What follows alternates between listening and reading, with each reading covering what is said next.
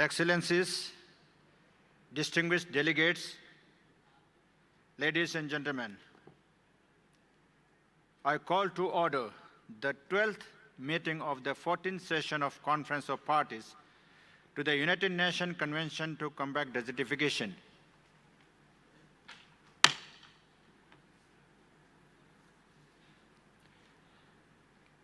Let me take this opportunity to share my thoughts on this day, which is dedicated to CSO. I am very happy to be part of this CSO forum, which is being held at COP14. CSO play a very important role in implementation of land restoration activities on the ground. I am delighted to know hundreds of CSO from India and all over the world are participating in CSO Day today. Your presence and active participation are critical not only for success of this COP, but also implementation of land restoration and combating desertification. I would like to compliment all CSO for their excellent work they are doing on the ground.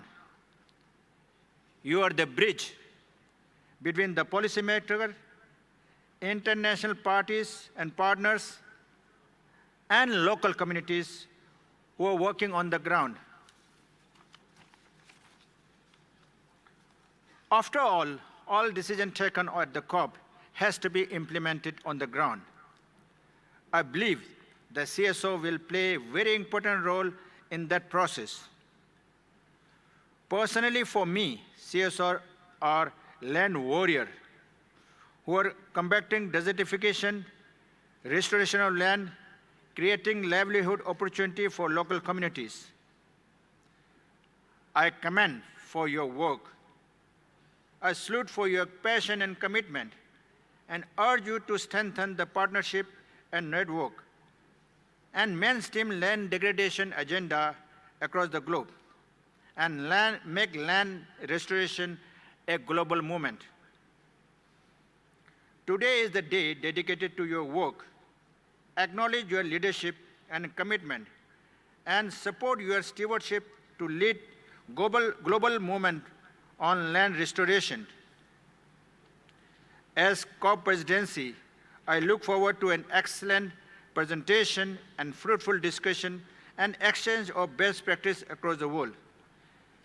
Thank you for your cooperation.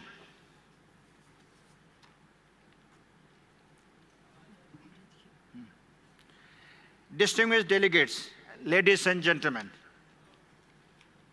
as you may recall, Decision 27 of COP1 called for the inclusion of open dialogue session organized by a non-governmental organization within the official program of the work of the session of Conference of Parties. In accordance with that decision, with provisional agenda and tentative schedule of work for the 14th session of Conference of Parties contained in document ICCD/COP14/1, I now invite the conference to continue with the second open dialogue session on inclusion of activities of civil society organization within the official program of work of the Conference of the Parties.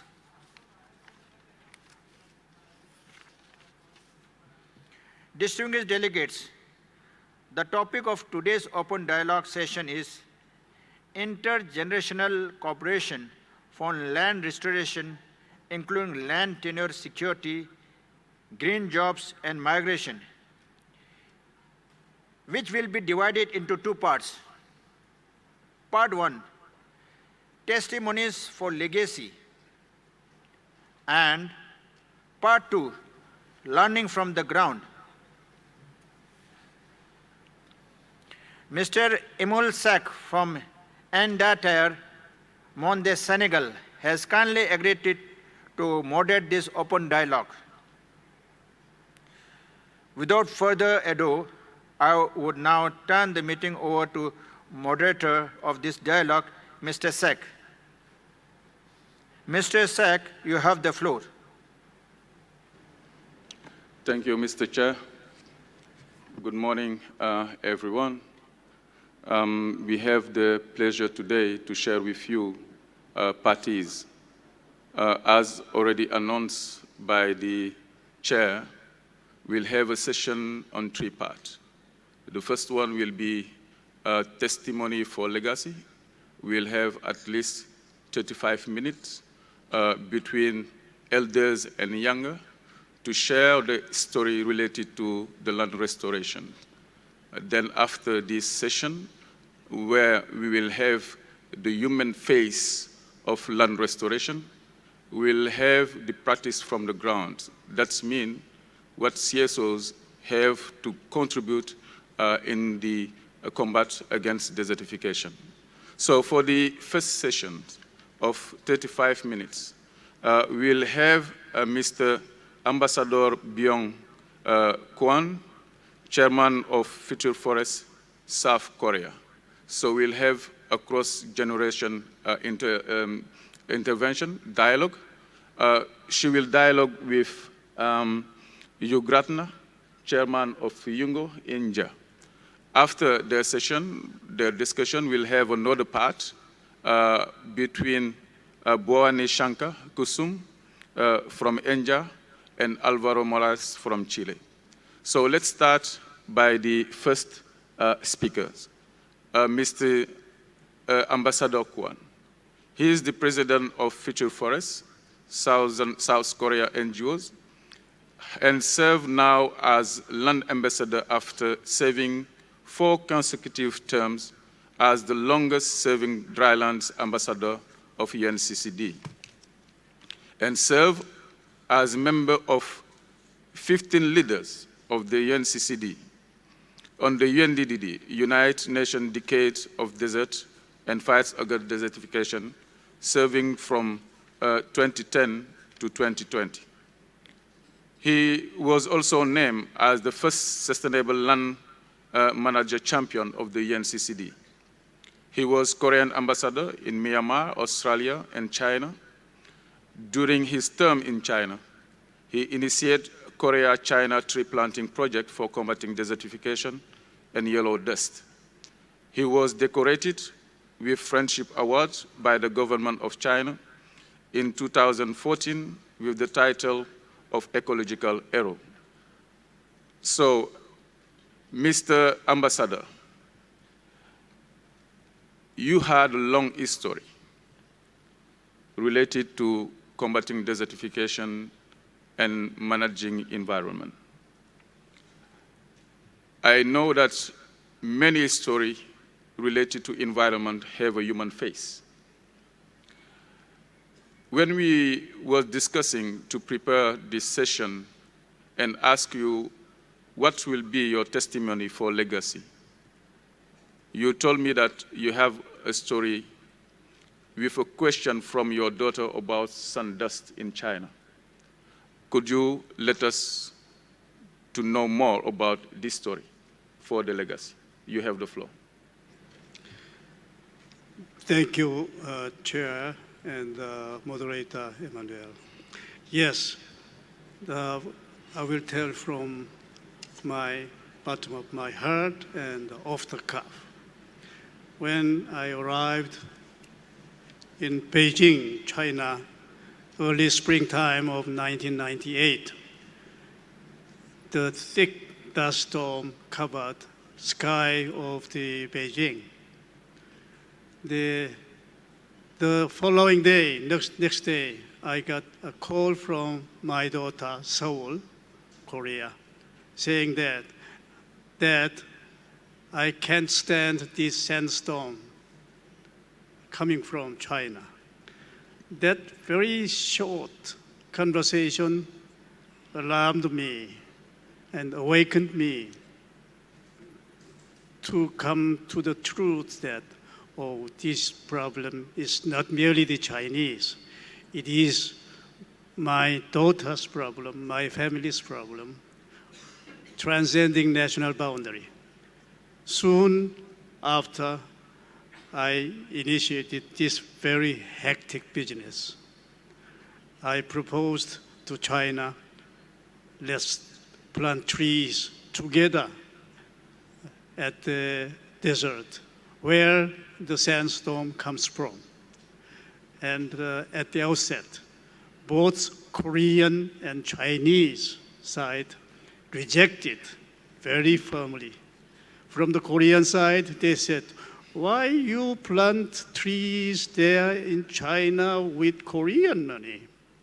And the Chinese side said that, yes, it is a very natural way, and we tried to plant trees in desert, but we failed. It is very difficult, even when it costs a lot of money. That money we have to spend for 1.3 billion people for their welfare. Yes, I was confronted with big difficulty. Then I persuaded then Prime Minister Zhu Rongji. I met with him at the summer resort at Beidaha while he was vacationing. And I asked, Your Excellency, I have a big problem. Why don't you shoot this problem out? When you meet with my President Kim Dae-jung, your coming visit, please settle this problem. He quite clearly said, yes, I will do that. And actually, he did it so wonderfully. Then bringing Korean ODA money, KOICAS money, together with Korean Foreign Services know-how of planting trees, combining the Chinese matching fund, we started planting at 6 Chinese deserts with about 12 million US dollars. Yes, that turned out to be shining success, far beyond anybody's expectation. Yes, I think and I hope it made something terrible difference in the minds not only of Chinese but all over the world, including Korea. You know why?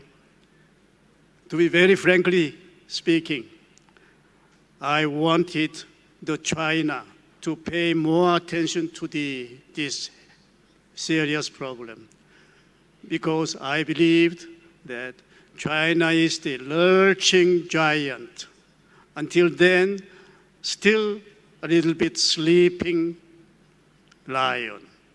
Once I can wake up this sleeping lion, we can change this very huge problem with great momentum coming from China.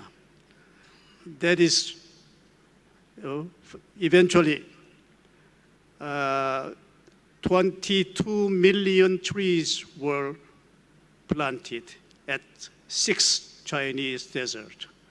I think it had some momentum for changing the minds as well as the policy of not merely China, but other areas of the world. Yes, my second story is that after serving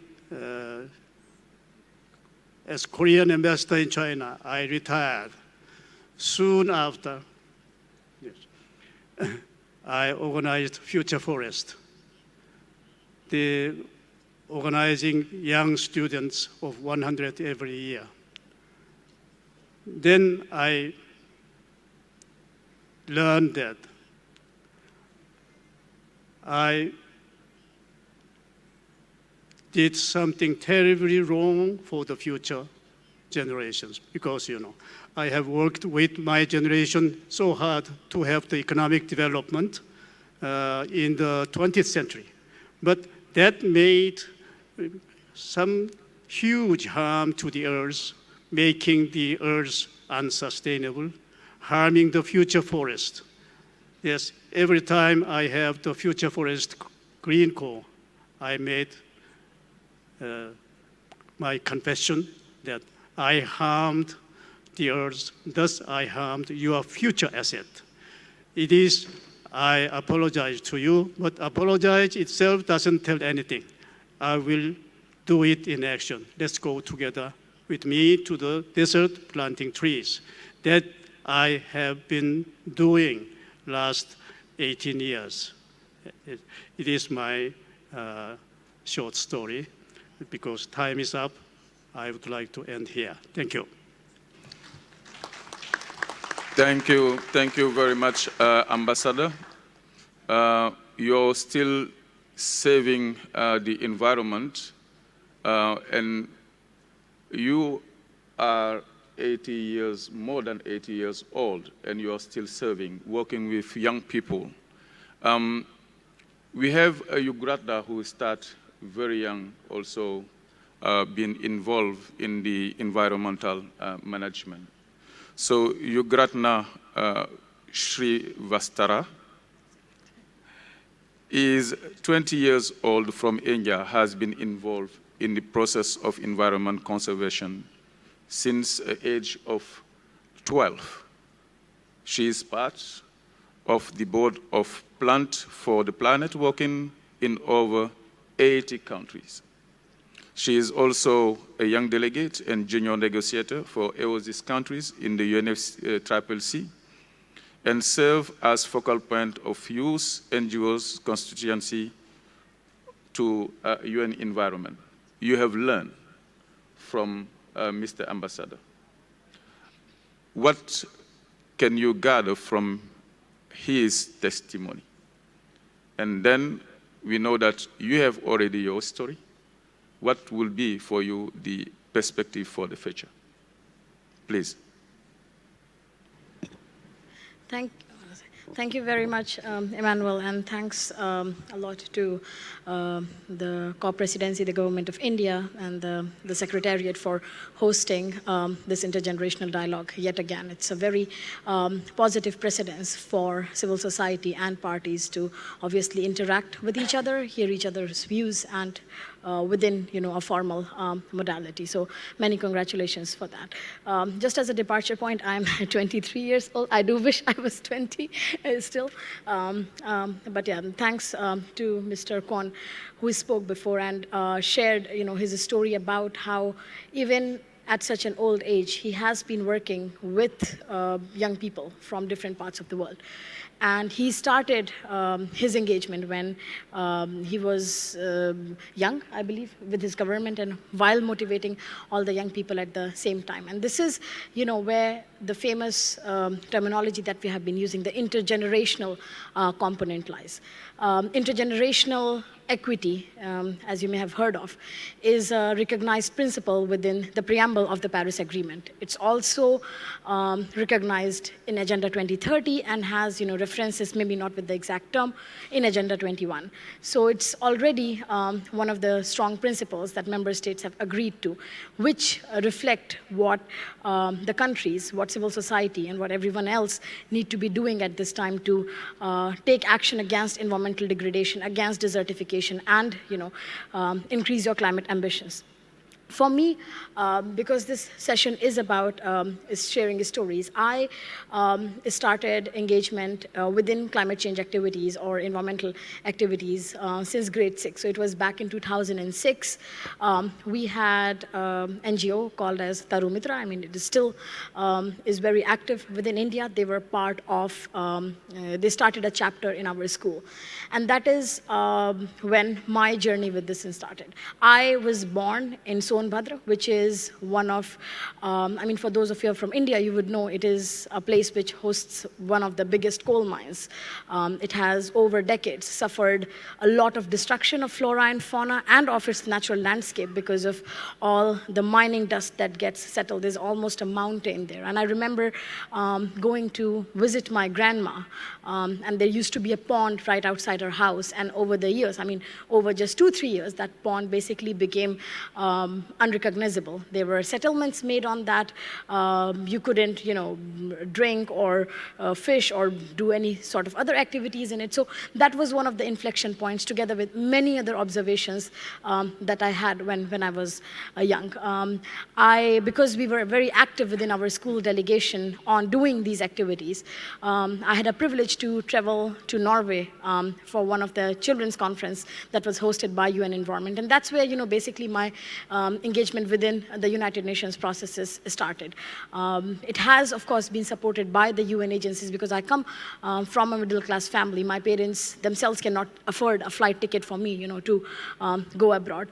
And building from there, we have been involved in many of the negotiation stream, whether it is UNEA, whether it is rules of procedures of different governing council processes that UN Environment did. And as a young person, it was not that easy for me to understand a lot of those things that were going on, which is why one of the major work that I've been doing in last years has been capacity building of young people in these domains. Speaking specifically of what we have been doing on the ground, Plan for the Planet, I've been involved with them since over a decade, and we are active in more than 80 countries, having trained around 70 to 80,000 young people through peer-to-peer learning workshops. And this is a part of engagement that has been done on ground. Speaking now, just trying to go into what we have been trying to do within the convention, the Desertification Convention. Meaningful youth engagement needs to be a priority, and it needs to be a priority for the UN, which it has demonstrated through the adoption of system-wide UN youth strategy last year and many other positive precedences that exist, but it needs to be a priority for the countries. Young people are not just a moral standpoint that you can have because you see that, oh yes, children planting trees looks nice or they look good for the optics. Young people are the generation that will be implementing the NDCs that you write today, whether that is a time frame of 2030, 2035, it comes down to this generation to eventually implement them. Engaging them in processes, engaging them in decision making, is a part of what needs to be done at a system-wide level. And this is not because young people are, what I said, the moral standpoint, but they bring a lot of diverse experiences to the table. They are researchers, they form a part of the task force that will be working on renewable energy jobs in coming years. And at the same time, they are also taking active role in civic participation, which is, very important to encourage. There are also movements, Fridays for Future, climate strike movements that are generating great momentum around the world, calling upon governments to step up their ambitions and take, urgent action. This being said, the important aspect that gets missing is how do we then reach out to these youth movements? How do we ensure that they're meaningfully engaged? And that's a part of what Major Group does. And Major Group for Children and Youth coordinates over 6,000 youth entities in more than 150 countries. And we have been very honored to actually establish a formal youth constituency to the Desertification Convention in this COP over our process that took place over the last couple of months. Now, when we do this, while we all know how the 3 Rio Conventions have been structured, and the kind of reporting requirements it puts on different countries, that it's not easy to track activities. You have a specific set of indicators for Paris, you have a specific set of indicators under desertification, and then of course you have the Aichi targets that you need to report to. This kind of distribution has also percolated down in actions of youth NGOs and civil society. What is important is to have a system-wide coherence when you track youth actions. Youth organizations or what young people are doing, whether it is mitigation, climate change adaptation, it needs to be coherent. It needs to be reported both to Article 12 of the Paris Agreement, or whether that is LDN targets, or whether those are National Sustainable Development Plans. We need to approach this very holistically so that we are able to provide that coherence, at least among the young task force. Finally, in terms of what barriers that young people face. Of course, we all say that resource is a barrier, but resource alone cannot solve issues. Just because you give a grant, you cannot solve issues. There needs to be an overarching strategy, and that needs to be whether that is, you take the global frameworks, you go down in your countries and you talk to your youth movements and youth organizations that are doing work, or whether it is something new, especially in the countries that are trying to establish youth engagement that you want to start. I mean, there is a famous quote, that says we established Green Climate Fund in 2010, and then we are still, developing capacity building modules to train countries how to actually apply and access those green climate funds. Imagine this being for small NGOs or groups within the Pacific or within the Global South, how difficult it becomes for them. So there is a need to provide access to youth organizations, to youth-led movements, and to general civil society to be able to, be right holders and also implementers of these processes. And finally, I would like to say we talk a lot about climate action or action against desertification is happening. It needs to go beyond perception. We may feel that a lot is getting done. Okay, yes, we were all here, there's a beautiful conference happening, but it needs to move beyond perception. I am afraid that action against, desertification or environmental problems is not something that we can just do from within the informed to informed, or it cannot be a aspect that you just feel good about. It needs to reflect. It needs to reflect within the carbon emissions need to come down, which are, by the way, growing. We are at the tipping point of our carbon budget. And unless we see those reporting, unless we see actual change happening, I'm sorry to say we are not, fulfilling what the 3 Rio Conventions or any other processes within the UN has asked us for. And don't see this as something coming that young people don't want to work with the governments. We want to work with you. We are your allies, and we reassure you, of our support for doing that. But at the same time, when it comes to the leadership, we will hold you accountable. We will, work with you. We will achieve those targets, but we would want to have a format where young people are not just part of the government, but they are an essential component of making these targets or achieving these targets. I'll stop here, Emmanuel. Thanks a lot. Yeah. So thank you very much, Yugratna. You did not only share your story, but you have also did huge advocacy to go beyond the words and act. It's what young people are expecting from us, particularly from us who are representing different countries here at the COP14. So we have amongst the speakers one of the 500 followers of Gandhi discipline philosophy. He is also one of the 20 members of the board. His name is Bhavani Shankar Kusum, presently working as Secretary and Executive Director of a non-governmental organization named Gram Bharati Samiti. I'm not sure that my wording is fine, but you will understand. Based in Jaipur, India, has been engaged in the fields of combating desertification for past 30 years. Bhavani has got many national, international awards and appreciation on his outstanding work in the field for developing wasteland to combat desertification. He has been associated with UNCCD since its inception and was recently representing Asia in the UNCCD CSOs panel. He organized a number of state-level workshops to introduce UNCCD in India, motivate over 100 CSOs, CBOs working at the grassroots level to join UNCCD and provide them with training on implementation of UNCCD in their area. So sometimes we say that environment management, combating desertification have a human face, but to do that you need to have a deep faith or strong faith. And I know that your commitment, your engagement is based on that. You told me a story related to the river. And I remember when I was talking with one of our peoples in Senegal, Tessekere Ferlo, for those who know Senegal, I was asking to my friend Fulani, what make the river? To have these people for all the days, because I know that they are often busy, I asked this question, and the responses I got did not satisfy me. At the end, I give them the responses. So I will give the responses later if some people have the response they could give.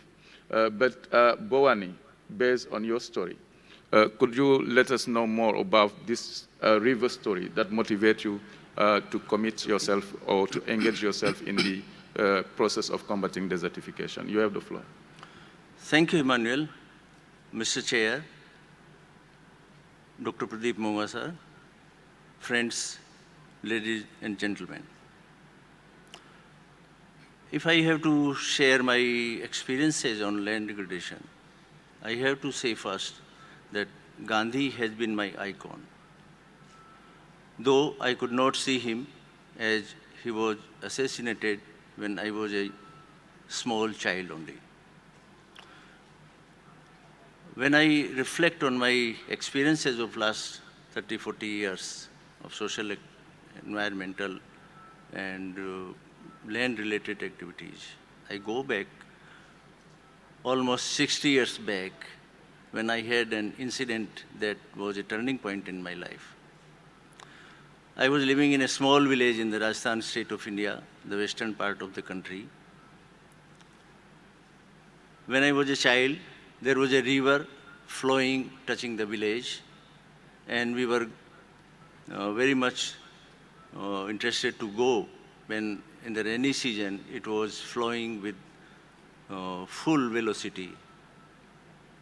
I left the village after my high school education because there was no college in the area at that time, and went to a big metro city, completed study,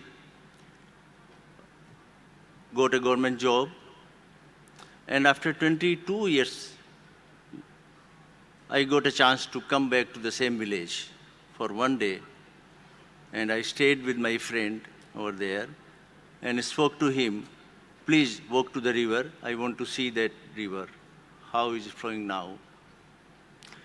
He looked at me with surprise, what river? I said the same river we would go many years back and enjoyed there. He said there is no river now. River has been died. I shocked to listen this. Even then I insisted that we'll go to the bankside, riverside. We went over there, just 1 kilometer away from his house. And I was astonished to see the scenario over there. There was no single drop of water, no single tree was there. Sand was creeping simply. I sat on the sand for a couple of minutes and asked my friend, what happened?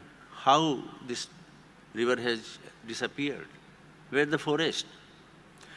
He said about the nexus of local leaders, some contractors, some middlemen, etc., who gradually chopped down the trees, and because of errant and very less average raining, river has been gone.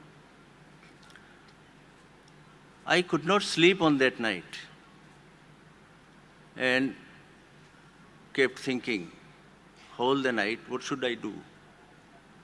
And in the morning, I shared with my friend, would you like to support me? I wanted to work on this. I'm going to resign from my government job. He said, you are a first-class fool. He laughed at me. You are doing this madness. It is not a work of 1 or 2 days. What will you do alone? I said, I have decided. I would work for this river. I would work for this forest. I would work for this land. Are you willing to join me? He said, okay, I will join your madness. And I went back to Jaipur, where I was working in a government ministry. I resigned and came back to the village, organized a meeting of some friends over there, some Gandhian activists, and formed a small organization named Gram Bharati Samiti, means Society for Rural Development in English. Then we organized a meeting also with some scientists, researchers, and foresters, and dendrologists. How should we go ahead to do this work? The work was very challenging. They said, before going to have a plan, you should understand the situation. So we carried out a survey through the Aravalli region. Aravalli range of the hills is one of the 3 oldest ranges of the world. We went through right from Gujarat, where it starts, and up to the end of Haryana, touching Delhi. And we found 12 gaps in the region, where from the sand was creeping. There was no forest cover in these 12 areas. Then we went to the government, get their permission to work in these gap areas. They said, you just take 1 gap only. And we agreed. The land was allotted. It was a very small piece of land just to create a model, 100 hectares. When I went to the site of the land, it was again a surprise for all of my colleagues. No electricity was there, no roads was there, no safe drinking water, and moreover that, there was lots of snakes and scorpions moving around the area.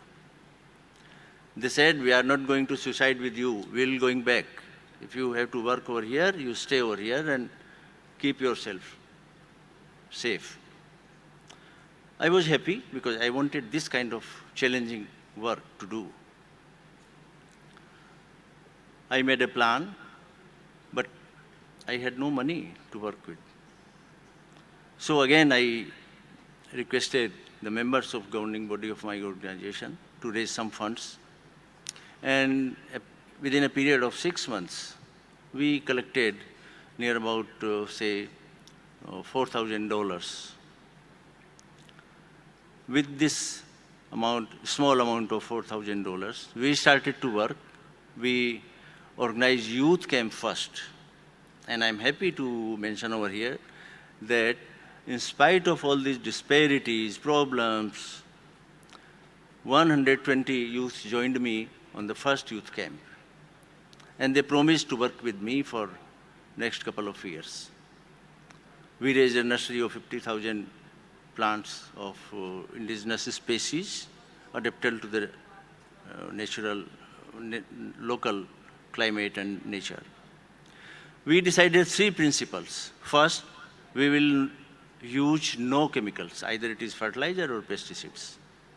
We will conserve every single drop of water.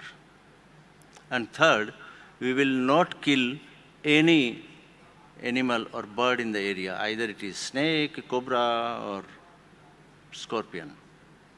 With these 3 principles, we started to work. And I'm very much happy to share with you that in spite of living with hundreds of scorpions and snakes, there was no incident of snake bite or scorpion bite until today. We planted near about 60,000 trees over there, and the survival rate was more than 70%. When there was these kind of activities going on, some community people came over there, asked me, and making some comments in their local dialects. They are the white-collar babus coming from the cities. They will run away soon. I replied them, gentlemen, we are not the foreigners. We are coming just 50 kilometers away from your place, and I'm not going back. I would live here, work with you, and I want your cooperation. They were happy. And again, I would say that women and youth were very much interested to share with us, to cooperate with us, and we organized over 5,000 women in self-help groups. Still, they are associated with us. And there is a thick forest of 100,000 trees. And we have there lots of birds, even tiger and panther are coming over there. we wanted to restore the degraded land is now a thick forest. UNDP put it as one of the success stories of wasteland development. I refer Dr. Pradeep Monga sir, he was mentioning the other day that no land is waste. I agree with him, no land could be wasted. But our style of working should be like that, the waste could be converted into waste. So that kind of very humble attempt we have carried out on a very small land of 100 hectare. And I would, in the last, repeat 2 lines of a famous poet's poem, Robert Frost. Woods are lovely, dark and deep, but I have promises to keep, and miles to go before I sleep, and miles to go before I sleep. Thank you very much.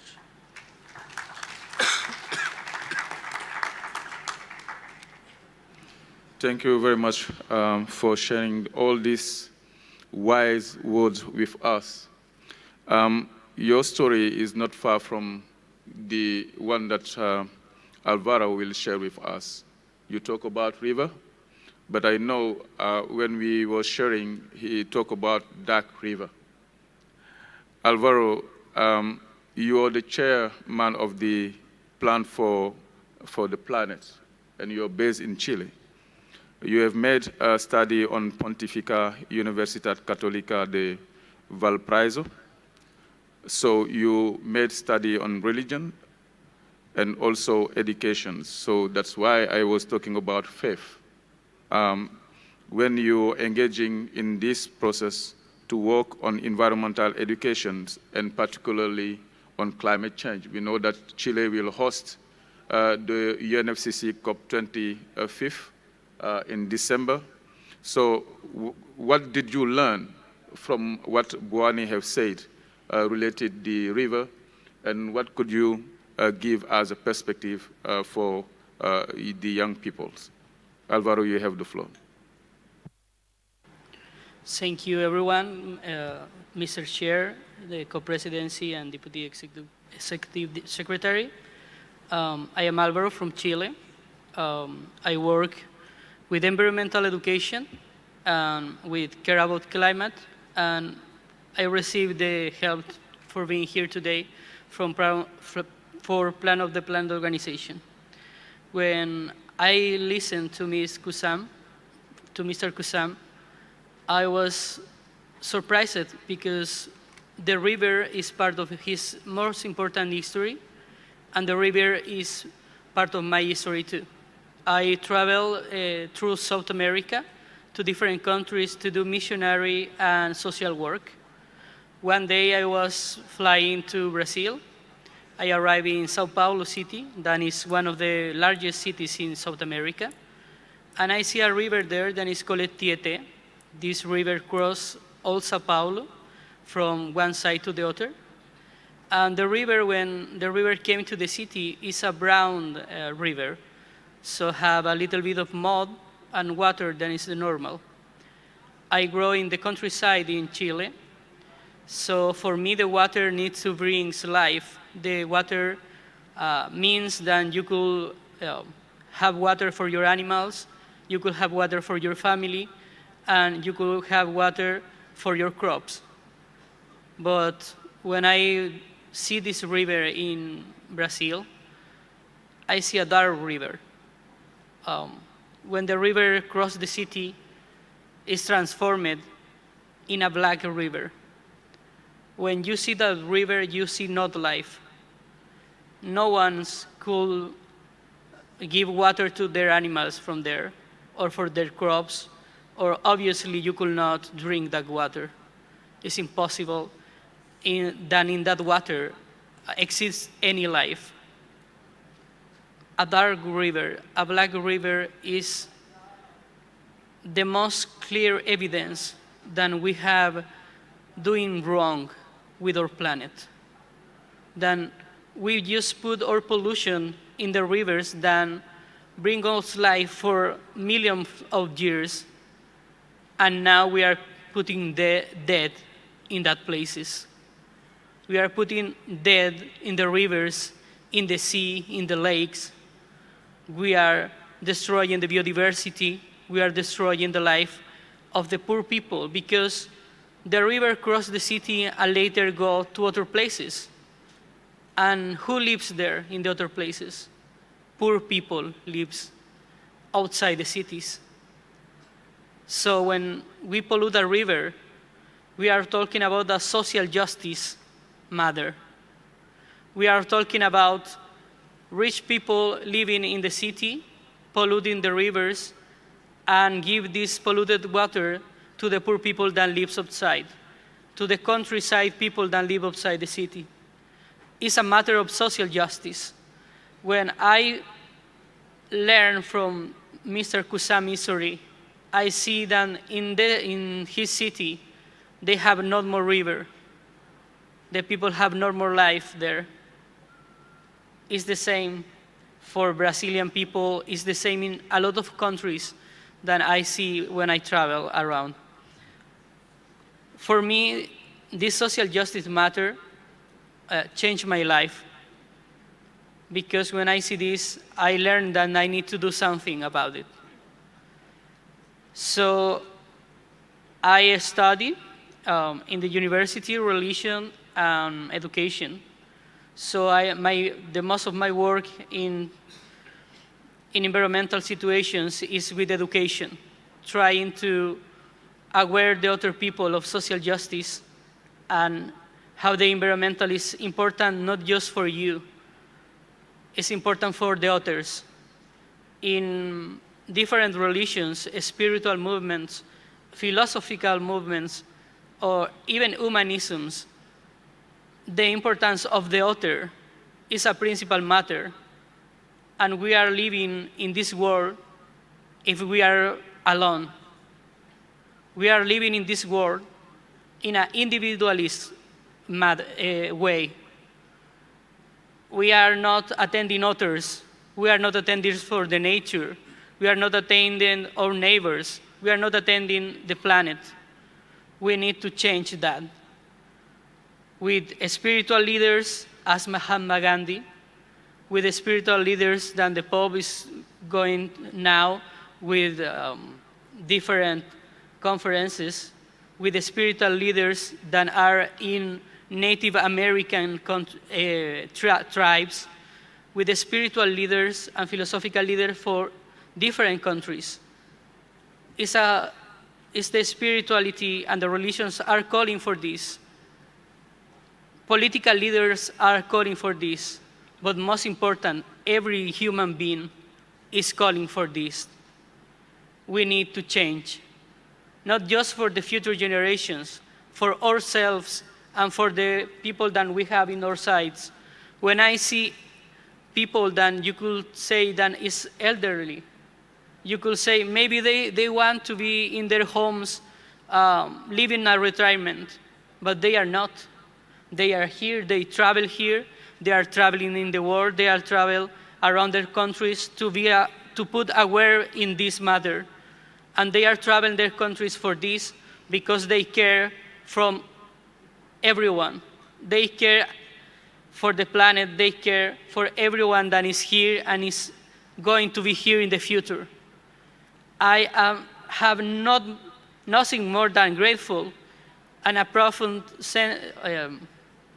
feeling of gratitude for them because the work that Mr. Kusum made here in India, the work that the ambassador do in Korea and China is not helping them now, it's helping my generation and the future generations. This is empathy. This is working for the others that is the most important matter that we need to address now, to understand that we need to work for the others. I came from a country that is one of the few on the world that we have private water rights. As I say, water brings lives. But in Chile, we are living in a water scarcity, and it's also private. That is a big problem in our country, and I hope that political leaders from my country and for other countries that have private water think about it. And they need to understand that water is a human right and cannot be private. You could not deny water to the people because it's poor. You could not deny the water to the people because they don't have money to pay that account at the end of the month. Water needs to be a human right. Water needs to be for everyone, to bring life to every part of the world. My country is in a water scarcity, and like 99% of the forest fires in Chile are caused by humans. We need to change that. We need to address the idea of respect for the nature. We need to address the idea of social justice. We need to address the idea of change. Change for being better, change for being more kind, change for empathize with the others, and for being grateful for the people that is doing a lot for us now, like these people that is here. Thank you. Thank you very much, Alvaro, for these strong words. We need to change, and we can do more. Linking the Great Green Wall, for example, from the Sahel to what's happened in China and Korea. So if we achieve this and do all the initiatives, I think, as someone said, wise person that I have met, he asked me, young boy, you start younger, but do not think that what you're doing is small things. It can be a drop, but do you know that drop make the rivers? If you aggregate all your effort and all the initiative, taking from the hand of the elders and the ends of the youngest, if you meet both hands, then you will make the rivers. So all what you are doing may be considered a drop, but drop will make the rivers. So then we will end with a film from West Africa. So you will allow me to speak French to at least introduce the film. Le film est un film de Monsieur Yacouba Sawadogo, donc beaucoup de personnes parmi vous connaissez. Sawadogo a commencé son engagement dans la lutte contre la désertification dans les années 80. Il est né à la fin des années 30 dans la province de Yatenga, dans le nord du Burkina Faso. Yacouba Sawadogo a d'abord fréquenté une école coranique au Mali, avant de retourner dans son village natal pour travailler comme vendeur sur un marché local. À cette époque, il ne savait pas que ce monde était sur le point de changer radicalement. En 1980, de graves sécheresses ont sévi dans la région, provoquant une chute drastique de rendement agricole. Il s'en est suivi un douloureux épisode de famine pour les populations. Ceux qui ont pu partir ont choisi de quitter la région, pas Yacouba Sawadogo. Il est resté déterminé à trouver une solution à cette situation de crise. Pour l'heure, sa plus grande fierté est d'inspirer de plus en plus de jeunes. Un message fort qui aide le pays, son pays, le Burkina, à lutter contre l'immigration. Pas uniquement son pays, mais je dirais tout le Sahel et toute l'Afrique. Un exode qui aura d'autant moins de raisons d'être si les campagnes gardent leur attrait pour la jeunesse burkinabé dans un pays où 60% des 17 millions d'habitants ont moins de 25 ans. Donc nous allons, pour faire la transition, passer le film de M. Sawadogo pour un témoignage qui vient de l'Afrique.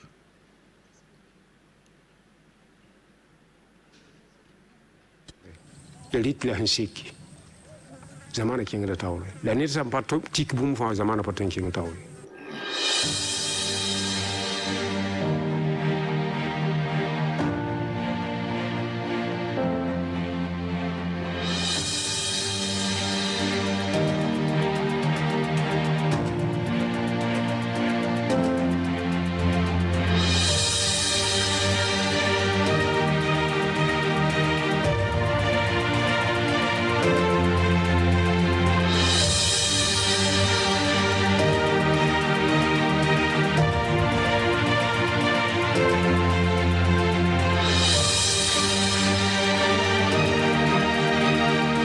sene akuba gurga de anding to semeti Canada.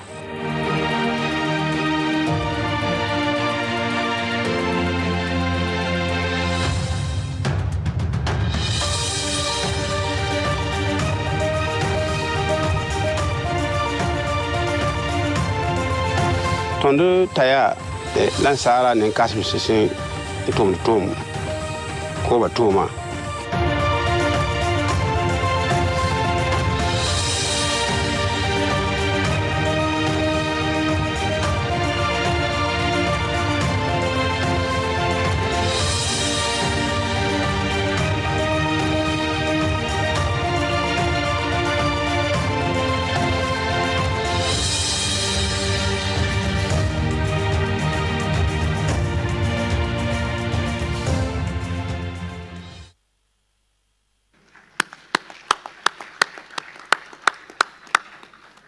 So allow me to thank the previous speaker for their very, very rich testimony.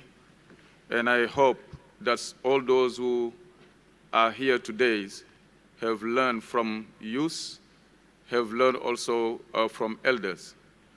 Often we need this kind of dialogue to be sure that the mission we have, we feel it enough. So this was the first part of our session. We'll go to the second one, which will allow us to gather from the ground what people are doing on the ground from different regions, Africa, Asia, Latin America, Eastern Europe, and WEOG.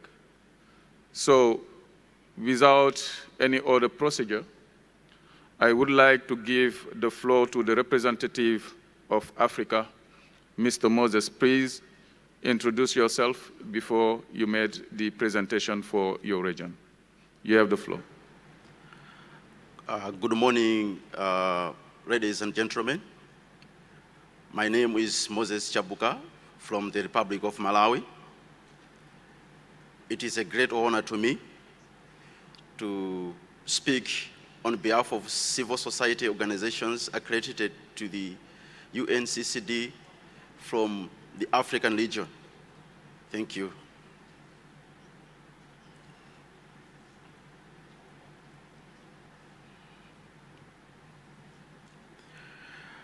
Africa is one of the most affected regions by desertification and climate change. Each year, nearly 3 million hectares of forests are lost in Africa. About 65% of Africa's land is affected by degradation, and 3% of GDP is lost each year of soil and nutrient production on agricultural land. Many groups are affected by land degradation, resulting into food insecurity, loss of jobs, loss of income, breakdown of families, civil unrest, and illegal and dangerous migration, and increased inequalities, including gender and income inequalities. These include groups such as farmers, workers, indigenous people, women, and the youth. The restoration of ecosystem in Africa is very limited to small-scale agriculture. However, we recognize the efforts of different countries and note that much remains to be done, particularly with regard to the large-scale destruction of ecosystem. On migration, establishment of about some of the achievements. On migration, establishment of about 200 nutrients gardens per 10,000 women based on moringa trees and baobab, with establishment of women-managed non-wood products shops were implemented in a three-year project in Burkina. Organizing girls in rural areas through the creation of girls' cooperatives in about 3 regions, 50 districts, and 1,000 girls for the processing of agricultural forest products in Mali, creation of 364 village forests for 364 households over a year of 931 hectares in 129 villages distributed in 28 districts in Togo. And 68 schools affected, markets, gardening, and beekeeping nurseries on 82 hectares with about 928 young people in Togo. For example, in Malawi, there has also been some achievements that were done. For example, there's been increased youth participation and children in ecosystem restoration in Neno district of Malawi, where 300,000 trees have been planted and 400 youth have been involved in land ecosystem restoration in one district. Promotion of green employees. Ecosystem production and marketing of non-wood products, shea, butter, and nere, and 45 women with an annual income of $1,200 US. These are some of the examples of the success stories that we see in some parts of Africa. On land security issues, there's also been sensitization and advocacy and communication on the content of land tenure rights to facilitate access to land for women and young people, promoting land lease approach for the secure exploitation of land leased by women.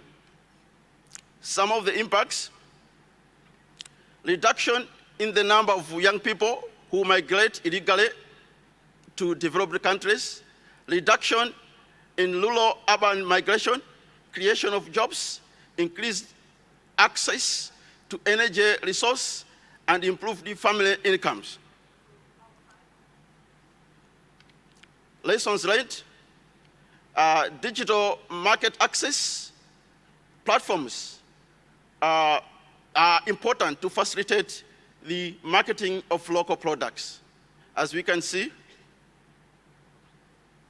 lessons learned from Southern Africa: restoration of ecosystem require capital investment and technology that is often not affordable by those affected.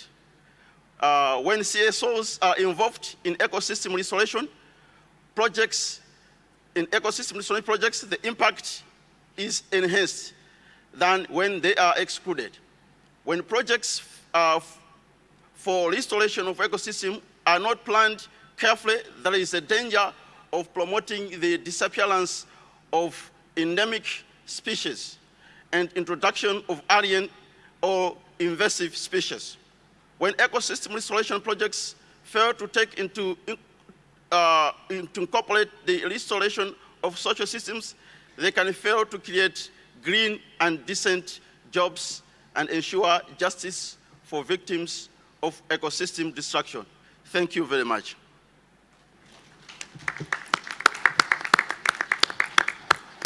Thank you very much, Moses.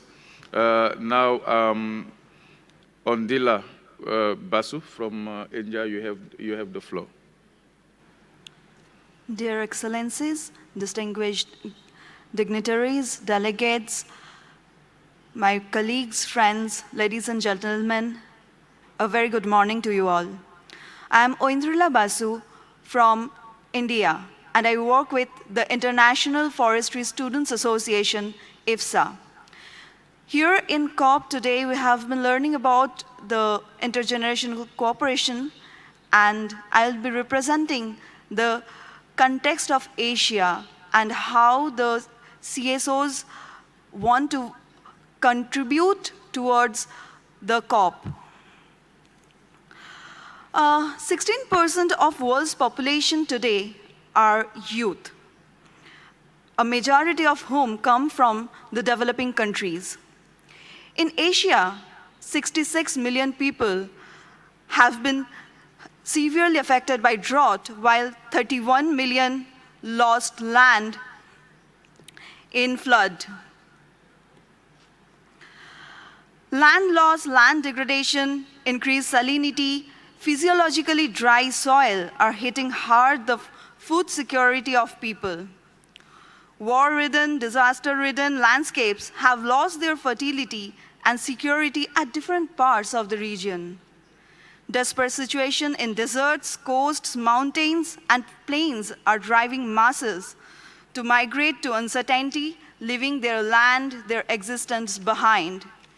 Youth are losing jobs, opportunities of stable life, and hope of better future. Restoration comes with a hope. Amidst this crisis, restoration of land through active human intervention is emerging as a solution to drought and land degradation that unlocks opportunities. Restoration coupled with land tenure security rescues the communities out of the destitution, creates green jobs, secures future of youth, provides them with opportunities for stable life. Restoring land restores hope. This is what we learned in the COP itself. And the challenges faced specifically in the Asian region, I'll share now. War and disasters impede socio-economic development of many communities. In countries like Iraq, Nepal, India, disasters, war, bar access to education, job, livelihood. Lack of such support, territorial rights, push pastoralist communities in Iran away from their ancestral livelihood and land. Lack of basic urban amenities in rural context, coupled with land degradation, is driving rural youth more towards peri-urban, semi-urban areas in Cambodia, India, creating high competition, urban unemployment of young generation, and this is emerging as a challenge to Republic of Korea also. The main challenge that the whole of the Asian region faces are lack of motivation to return to land. The rural setup is the lack of motivation to return back to the rural setup is the largest barrier for intergenerational cooperation today, all over the Asian region. Let it be the Himalayan villages, the coastal mangroves, the forested lands, or the drylands in Middle East. We have come with some recommendations as well. Policies that ensure socioeconomic development, provision of basic amenities, and recognize tenure rights of communities with their effective implementation, active involvement of youth in revival of land-based livelihood, and food securities for returnees through land restoration. Developing capacities and skills of youth for green jobs, resilient livelihood opportunities through national mechanism, and building value chain-based business models supporting small markets, green jobs. Institutional and financial support to small-scale restoration activities through small grants from national, international, and private organizations are extremely important. Mainstreaming of restoration through education involving research institutions, schools are extremely important today to continue the process in future.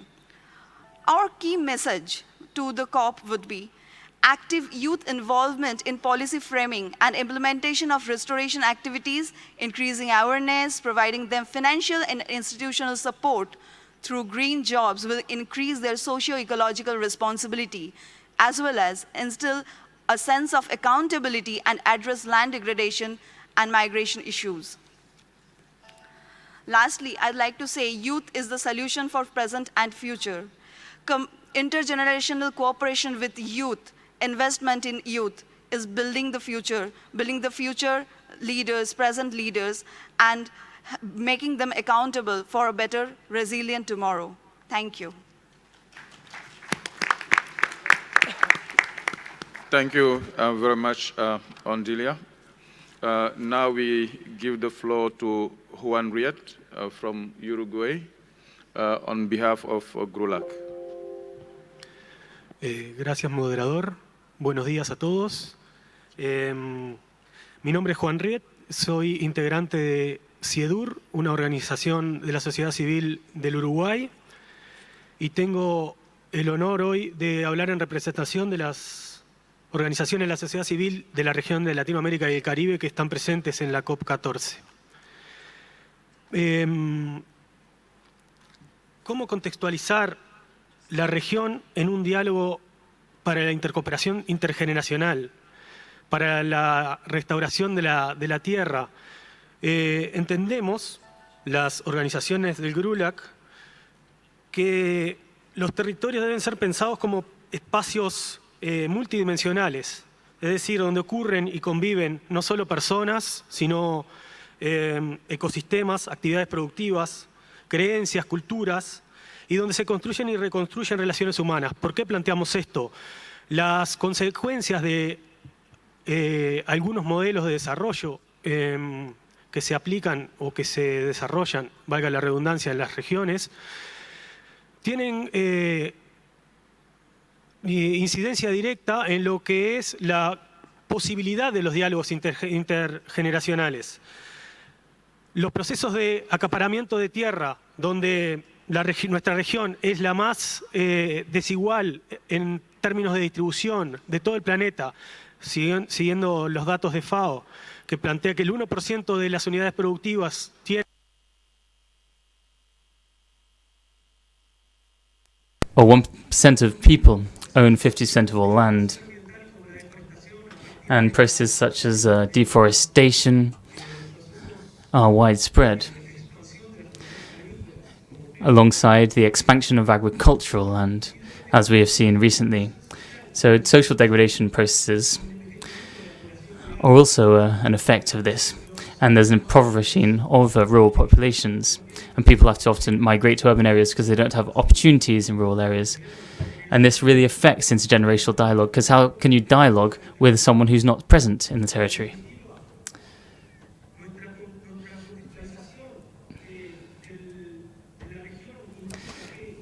So this context in the region means that it's really necessary to think about not just the presence of the youth in dialogue spaces, but also the presence of the youth in territories themselves.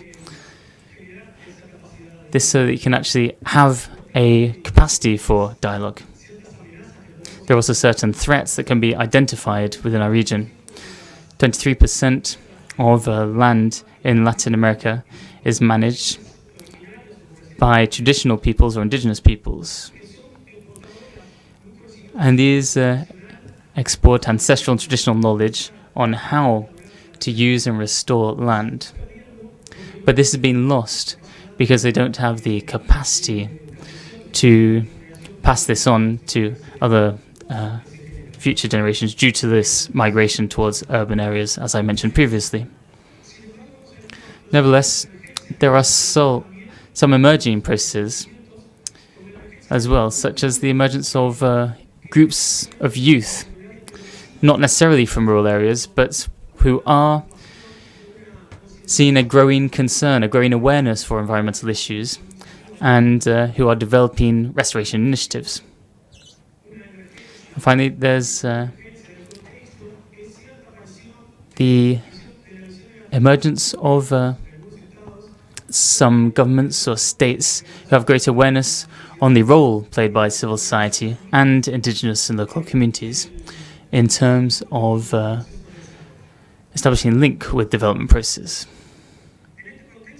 So within that context, civil society organizations in Latin America are working in territories to try and achieve certain successes and outcomes. I'll mention some of these. These are related to capacity building processes of leaders within the youth, especially within farming and agricultural communities. And they've been trained through initiatives carried out by civil society. The main objective of these is to generate alternatives so that young people can live off the land. I could mention some examples. For example, the sustainable livestock raising project in Colombia, or the Shingo Center, for the preservation of seeds in Brazil. In addition, we have large-scale sustainable management projects, which means that farmers stay to work on agricultural land and generate new processes so that they can be more involved in the economy. One example of this is the Madre de Dios project in Peru, where they are working to reach new markets and international markets with their cocoa products. And this involves the farmers directly, and so they are directly inserted into production systems and chains. We could also mention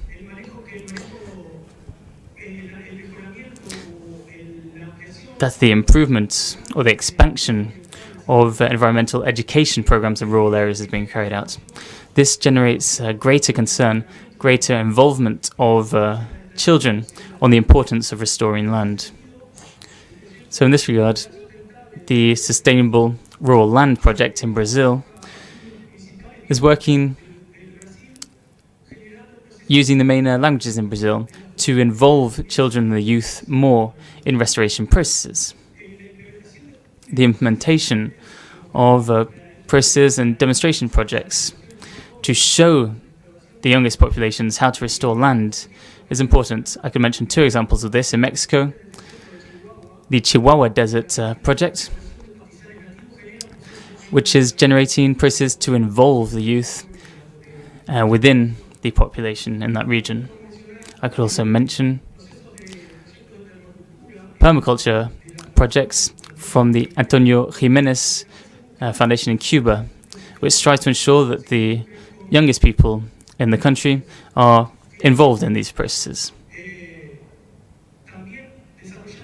We're also developing activities which are related to creating spaces for intergenerational dialogue. There we want to have exchanges between the elders of communities and the youngest in these communities in order to generate greater awareness and joint work on sustainable projects. For example, sustainable use and production of latex. These are just some examples to illustrate the diversity in the Gulak region in terms of the work of civil society. Los impactos. So what in the end are the impacts of all of this work? What are the results? Well, we wish to achieve some true impacts for real solutions in rural communities, not only related to young people, but also something that will lead to raising awareness related to environmental processes. Also, we work towards the inclusion of traditional knowledge and practices from the perspective of land restoration, working mostly on restoring this knowledge and transferring the knowledge that the elderly have, and to transfer this knowledge to younger generations. And finally, the development of production systems in order to ensure sustainable land management, focusing on the environment, crop rotation, and agroecology, led by intergenerational cooperation.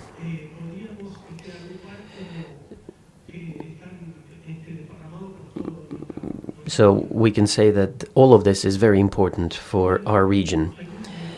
Now, in conclusion, I'd like to refer to some lessons learned and I'd like to share with you that may help us continue our dialogue here in the room. We believe that intergenerational cooperation has a fundamental role to play in preserving and promoting a life that will be in harmony with our environment and cultural conditions, and therefore it'll be very important in restoration and conservation of land. Also, current youth environmental action initiatives could contribute to land restoration, and we have to share the different visions that we have and also discuss issues especially with young people, with a focus on environmental protection to ensure sustainable land management and to overcome negative attitudes and build together this sustainable approach to land restoration. And we should work together, ensure that there is this intergenerational dialogue.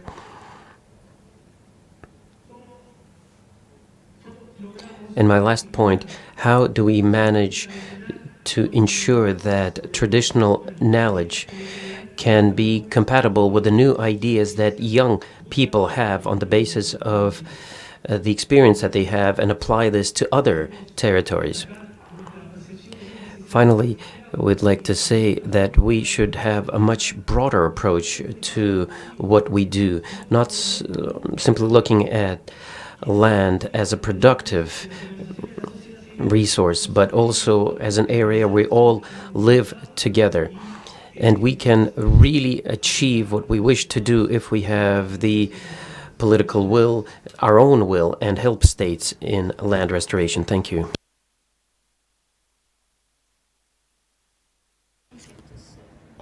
Thank you very much, Juan. Now I give the floor to Sofiko for Eastern Europe. Thank you, Emmanuel. My name is Sofiko Ahobadze. I come from the Caucasus, the CSO from Georgia. I represent Eastern European region. According to the official data, the population of Eastern Europe has decreased by 88% since late 19. We have also problem of drought coupled with poor land management and unsustainable land use practices, which have left about nearly 1/3 of agricultural land degraded in the countries of Eastern Europe. Large proportion of rural population and high density of people living in rural areas makes Eastern European region as one of the most vulnerable in terms of climate change and land degradation in Europe. Yes, we have a problem of migration, internal migration, external migration, and here is a clear link and direct and indirect impact of land degradation on migration.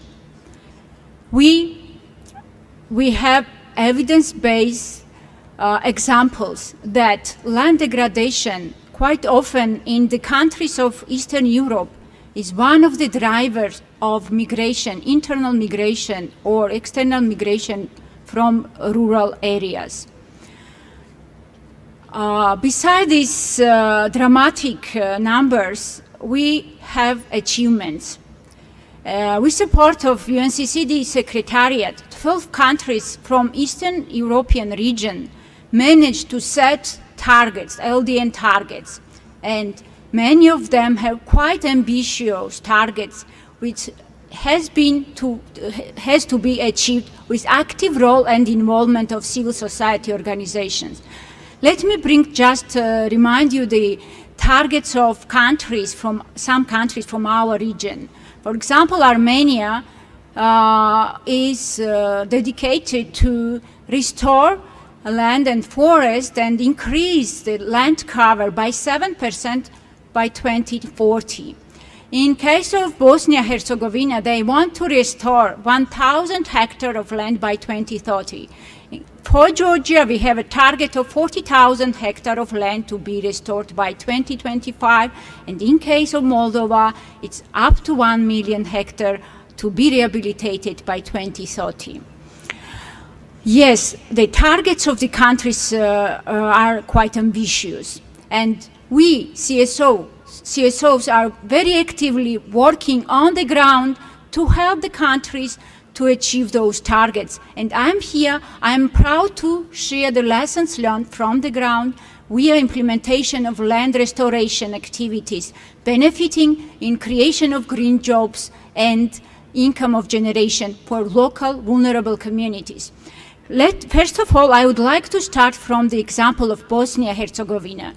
Recent years, Bosnia-Herzegovina's NGO, CSO, Mother Nature, managed to introduce sustainable land management practices on 540 hectares of land and achieved successful and progressive trend of income generation for local population through agricultural activities, sustainable agricultural practices.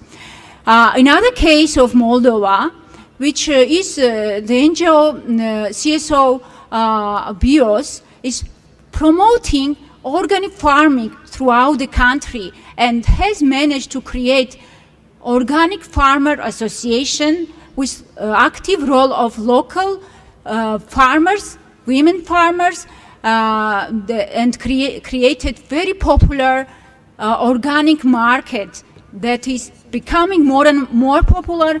Products of this organic market is very popular in Moldova and has created 23 green jobs.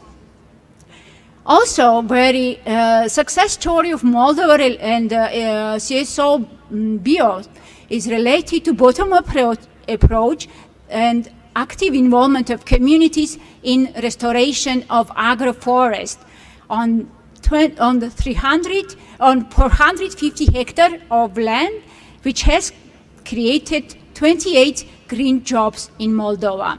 And I'm happy to share the examples of Georgia related to crop rotation, which benefited 28 farmers and showed us the very positive trends of increased income generation among vulnerable local farmers.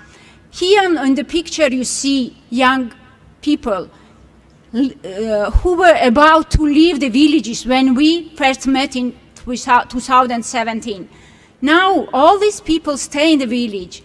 Together we have managed to rehabilitate 120 hectares of pastures, and all 5 young people are now permanently involved and have income from the sustainable pasture management and livestock management in rural areas of Georgia. Yes, we have also a successful story related to rehabilitation of 800 hectares of degraded forest, which benefited 540 local farmers, out of which 120 were women. And I will bring to your attention last example, which we are very proud of. This is 2 women-managed nurseries. The 2 women which created 6 green jobs and supported local women to feel more self-confidence, not only be and stay involved in housekeeping activities in their families, but being able to financially contribute to well-being of the families. So that I would like to stop here with this positive note and highlight that the role, it is evidence-based examples that the role of CSOs is crucial in the process of land restoration and creation of green jobs. I wish to see more CSOs from the region of Eastern Europe and all over the world actively involved in land restoration and green jobs creation. Thank you.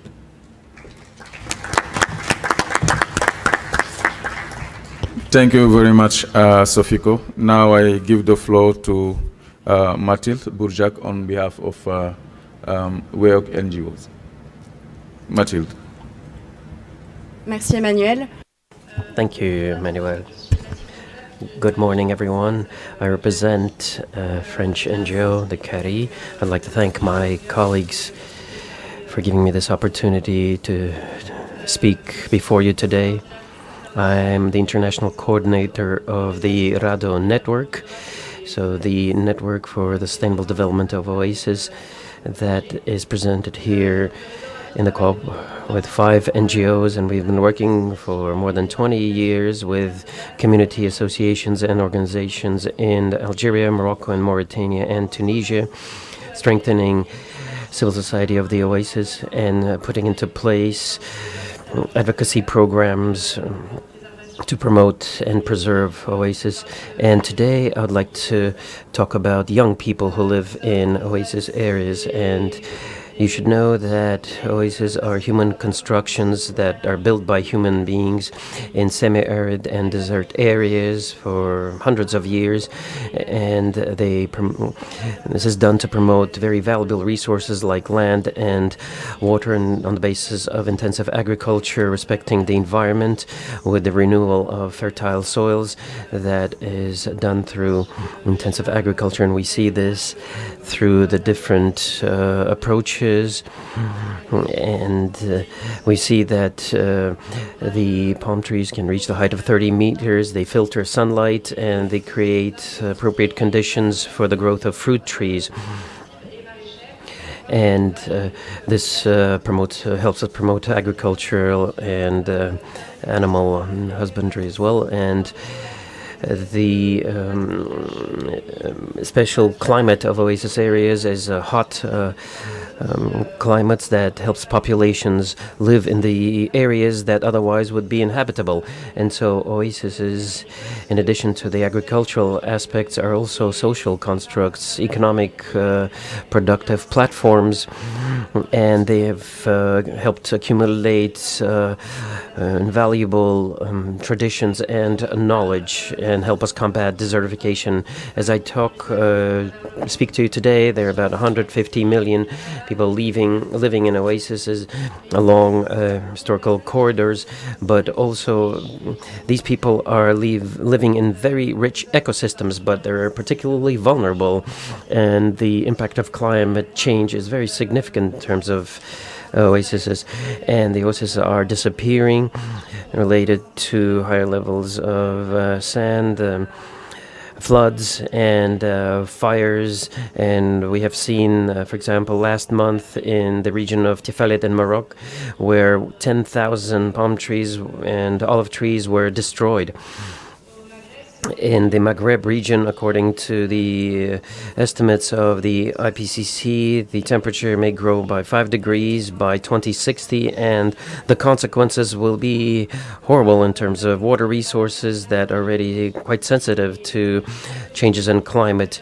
And we have seen that water management is a particular challenge in oasis areas. Also, in addition to climate change, human behavior threatens the oasis. We have seen growing levels of urbanization, modification of practices and water management, the breaking down of agricultural plots due to inheritance, and this also puts great pressure on land tenure issues. A study carried out by Karin Sedel in 2019 has demonstrated that young people are particularly vulnerable to these threats. And what we need to focus is on the transmission of knowledge from the elderly. And at the same time, we see that young people perhaps are not very interested in developing agricultural activities and make them move from oases to villages or other countries. So, yes, this is a very dramatic situation, but there are some encouraging signs. We see some young people that are fighting to preserve their ecosystems, and we have seen representatives here in the room, representatives from Morocco and other countries. And we worked with an association that is the OFEP, our focal point in Morocco, an organization that is recognized at different levels. And we have in the room OSNA, that represents an NGO from Morocco that works on the protection of oases and working with local populations and researchers. They're focusing on raising awareness the situation of the oasis in order to put into place productive systems, and Hasna is working to ensure the empowerment of local people and the structural strengthening of associations that are working in this area, strengthening civil society in Morocco to ensure territorial development. And as they promote advocacy related to the situation in Oasis, they're fully involved in this co-op, and they are wishing to promote these platforms that we call oases. And Osna is here with us, but there are also hundreds of other young people, and we see the will of these young people to invest themselves in this work. And I've said that these young people are in a difficult situation, facing unemployment, and they're seeing their lands disappear in connection with land degradation. Their future is in question, but they are our future, and this is why young people of Hasna are working on the restoration and preservation of oases. But for this, they should have this opportunity to be involved. And with the support of the elderly and civil society, they are participating in local decision-making and also in decision-making at the national level. And the different products of the oasis, for example,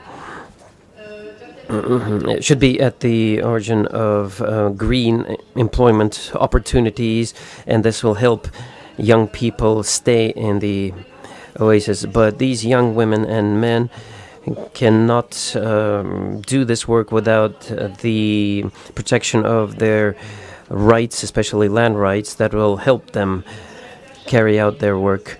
And finally, I'd like to give the floor to an actor that is not really represented in this meeting, a young Tunisian agricultural worker, and he would like to ensure that all of us here together in order to express our support for the young people in Tunisia, but also young people from other countries in order to build the rural world of tomorrow. Thank you.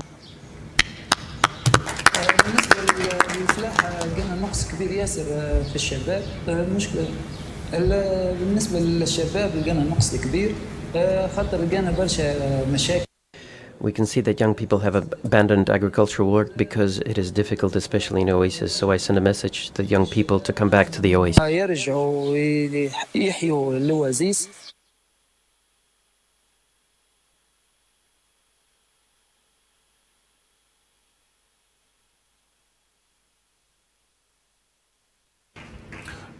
Merci beaucoup. Thank you. So during this morning, we held two sessions. First session related to different testimony on the evolution of the situation carried out by representatives of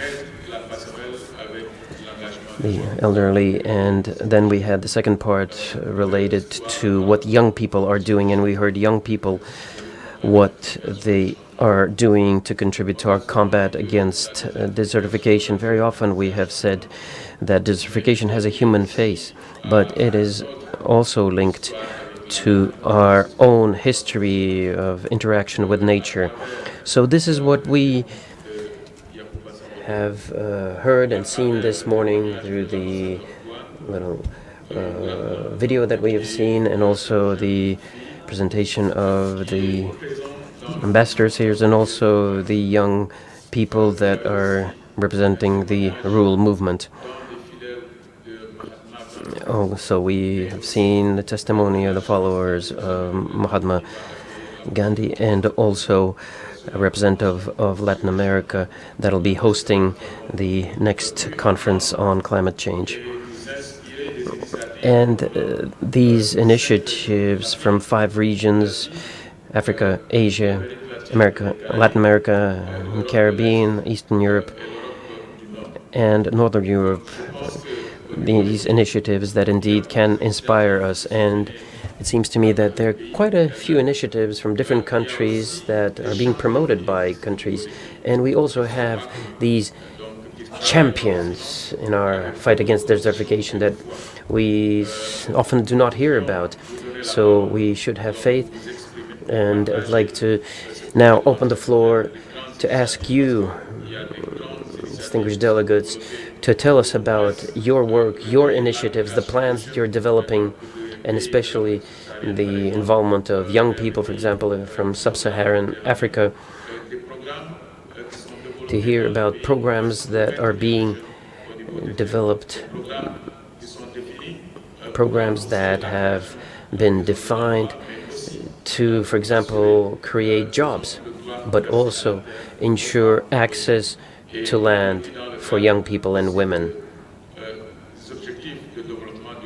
And also, we should not forget about the Sustainable Development Goals. And in all of this work, no one should be left behind. We should all work together. And now I'd like to give the floor to countries to make their presentations.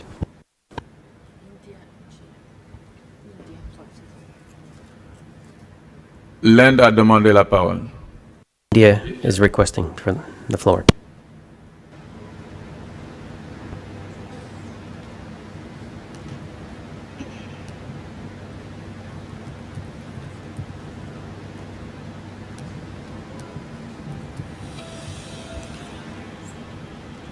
Hello.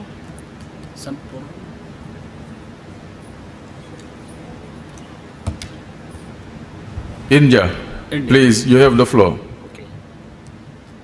Thank you, Mr. President. And a very good morning, distinguished panelists and delegates in this open dialogue session. India appreciate the panelists, think tanks for giving their innovative and excellent stories for meeting the objective of this UNCCD convention. Mr. President, the vibrancy of Indian civil society and its contribution to India's development journey is well recognized. A large number of Indian CSOs for decades have been working towards reduction of poverty, promotion of sustainable development, and deepening democratic governance in other developing countries also. In my country, a number of CSOs are working in the area of sustainable development, land and environment conservation to achieve land degradation neutrality targets under this convention.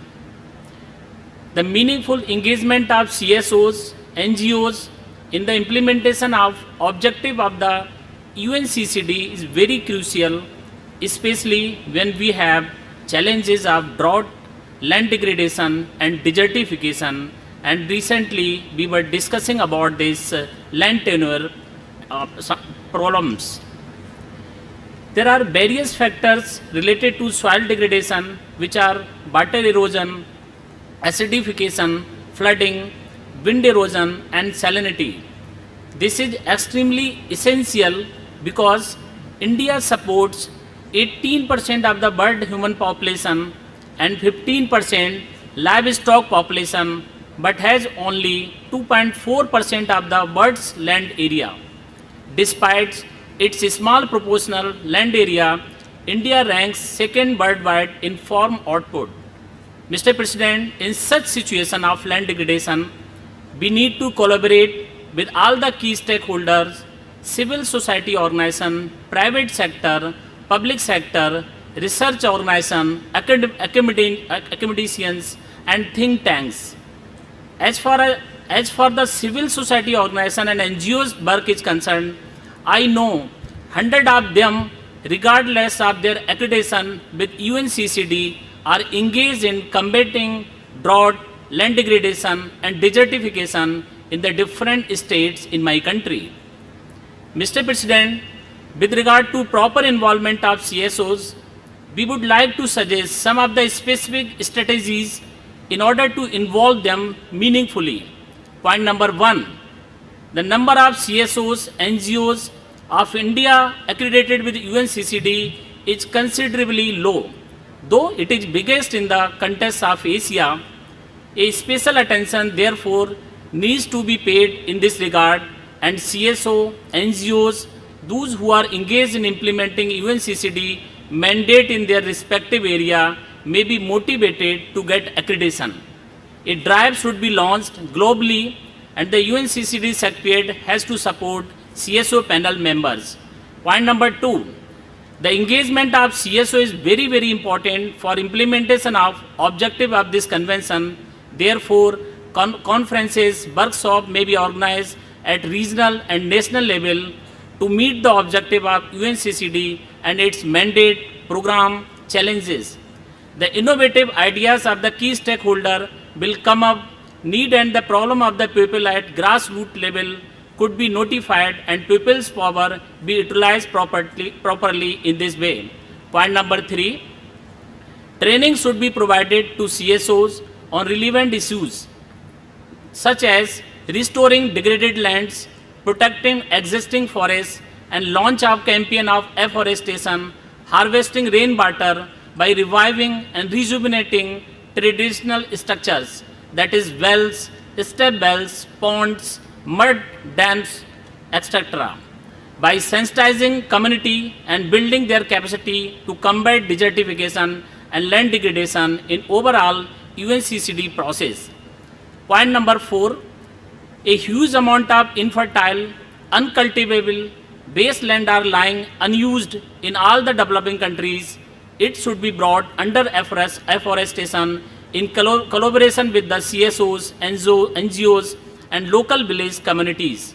Point number 5, at the women are greater part of the combating drought, land degradation, desertification, a special focus should be made on the women's involvement in the UNCCD process. CSOs, NGOs could play a vital role in this regard. I summarize, Mr. President, the role of CSOs, NGOs, and think tanks are very, very important and essential for meeting the important objective of the United Nations Convention to combat desertification, because respectable CSOs, NGOs are working at the very grassroots level and their work is highly commendable. Thank you, Mr. President.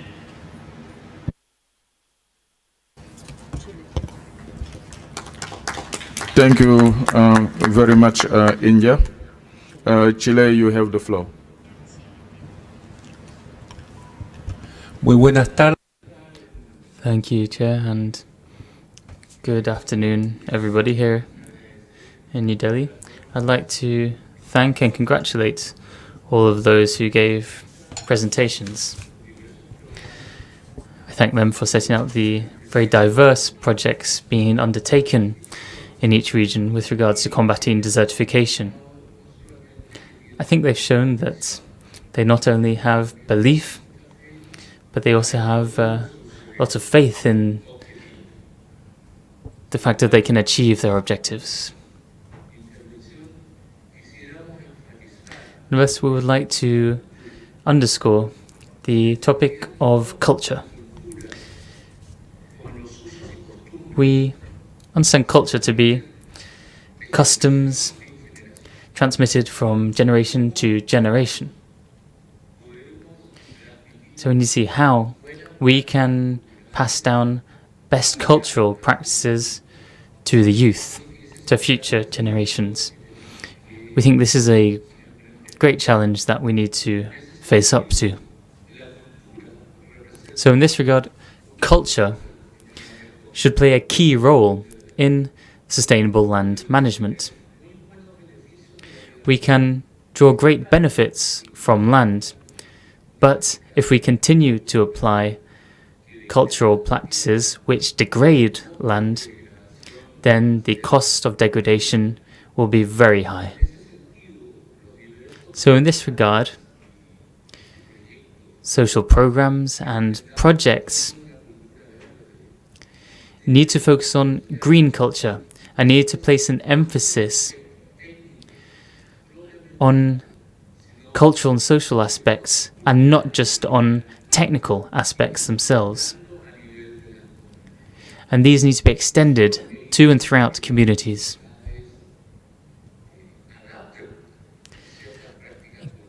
Communities can adapt certain cultural practices, but at present we need to ensure that our projects intervening in communities ensure that these communities really take up ownership of these projects. This comes through a green culture program. It comes through raising awareness of certain behaviors and practices which can combat desertification. And we really need to take these aspects and keep them in mind when we pass on these practices to future generations. Thank you.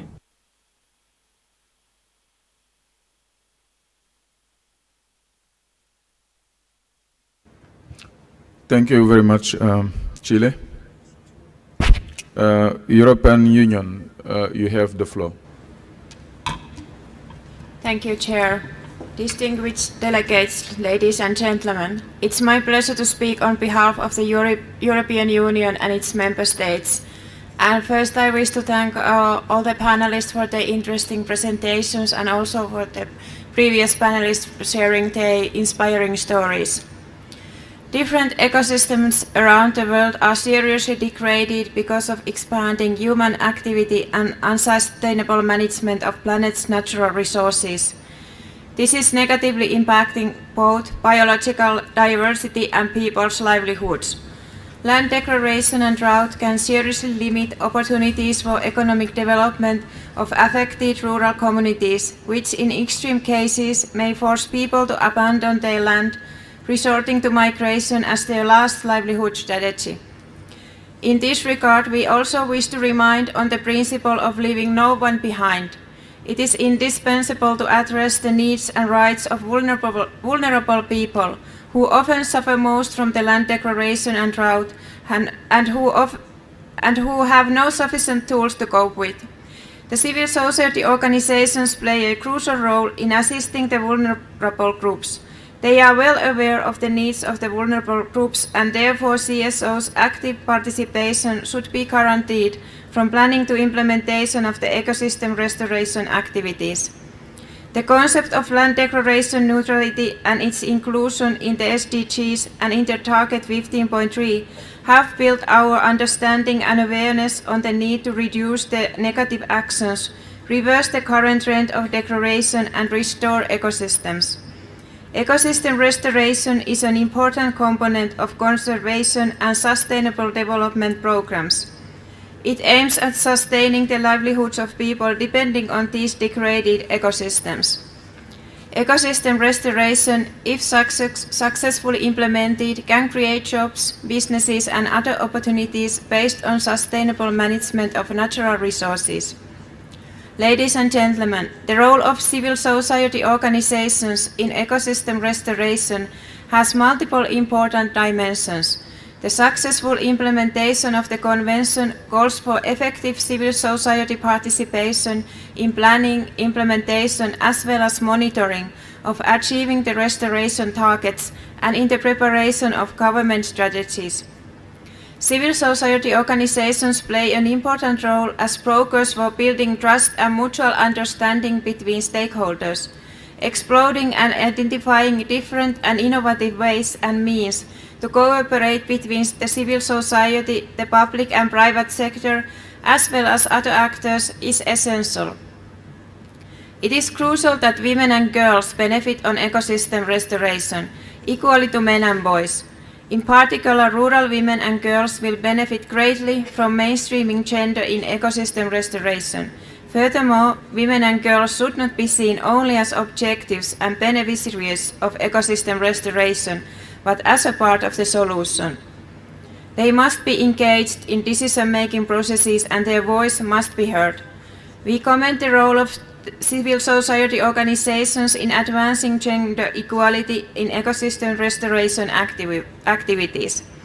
We wish to conclude by expressing our strong support to active involvement and engagement of the civil society organizations. I thank for your attention. Thank you very much, European Union. Indonesia, you have the floor. Thank you very much, Mr. Chair. I don't have a prepared statement, but thank you for allowing me to have the floor to share a few comments. First of all, our appreciation to the panelists for sharing their very inspiring experience. I'm asking for the floor to share that in the case of Indonesia, we have a unique experience regarding the migration. There is a region in Indonesia, in Central Java, which regularly suffering droughts every year, reducing the productivity of the land and creating poverty for the people.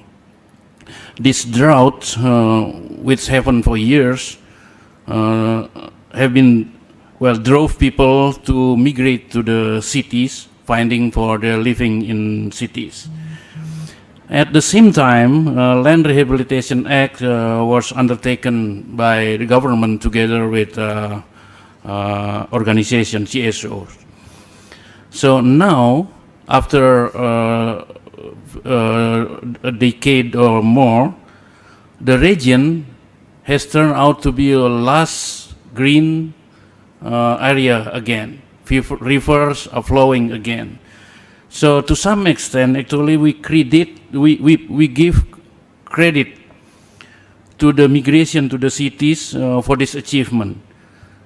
Well, perhaps this is very unique to Indonesia, or especially Java Island, a country with a problem of farmland scarcity. So when people are leaving the village, moving to find other job in cities, that's actually lessen the burden to the land in the village and allow us to rehabilitate the land in more successful way. So what I want to say here is that migration sometimes do good. Well, industrialization or creating industrial work in the cities might create also other problem, but it helps relieving the village area from the burden. So that's one experience we want to share in our case. With regard to the role of CSOs, we also have extensive experience where CSOs can help a lot in achieving successful land rehabilitation in Indonesia. In fact, for years we place CSO among those who accompany the local peoples in doing land rehabilitation across the countries. We appreciate very much the role of the CSO. Those are what I want to share, Mr. Chair. Thank you very much. Thank you very much, Indonesia. Switzerland, you have the floor.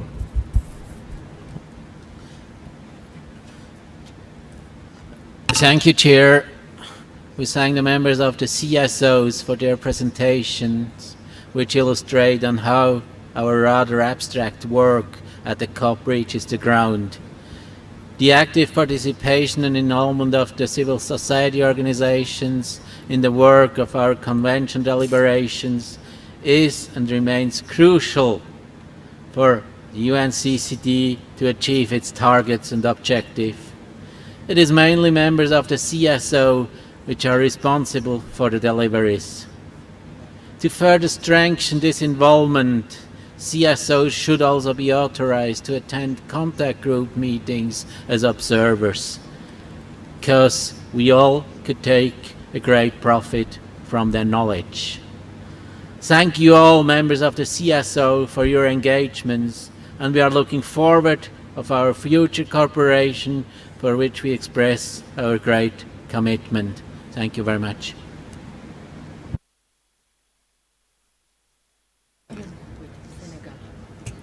So thank you very much, Switzerland. Senegal, you have the floor. I have to? Bonjour. Good afternoon. Thank you very much. I'd like to really emphasize the role played by civil society, in particular for issues related to sustainable land management and degradation. I'd like to present an example of Senegal.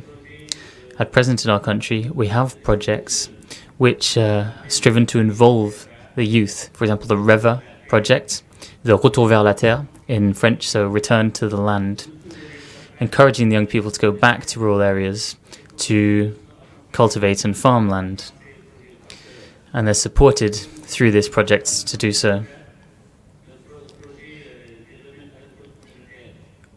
We also have a project to encourage people to go back to rural land, to work on forestry projects. And often this comes with the support of civil society. If we look to the left, we see civil society. If we look to the right, we see civil society. If we look behind us and in front of us, we see civil society. And whether it's for agricultural or forestry projects, at present we have the support of this civil society. So I'd like to take this opportunity to really thank civil society for its role played in Senegal and throughout the countries of the world. Thank you very much. Very much, Senegal. Merci beaucoup. The floor is for NGOs, IGO, AXAD.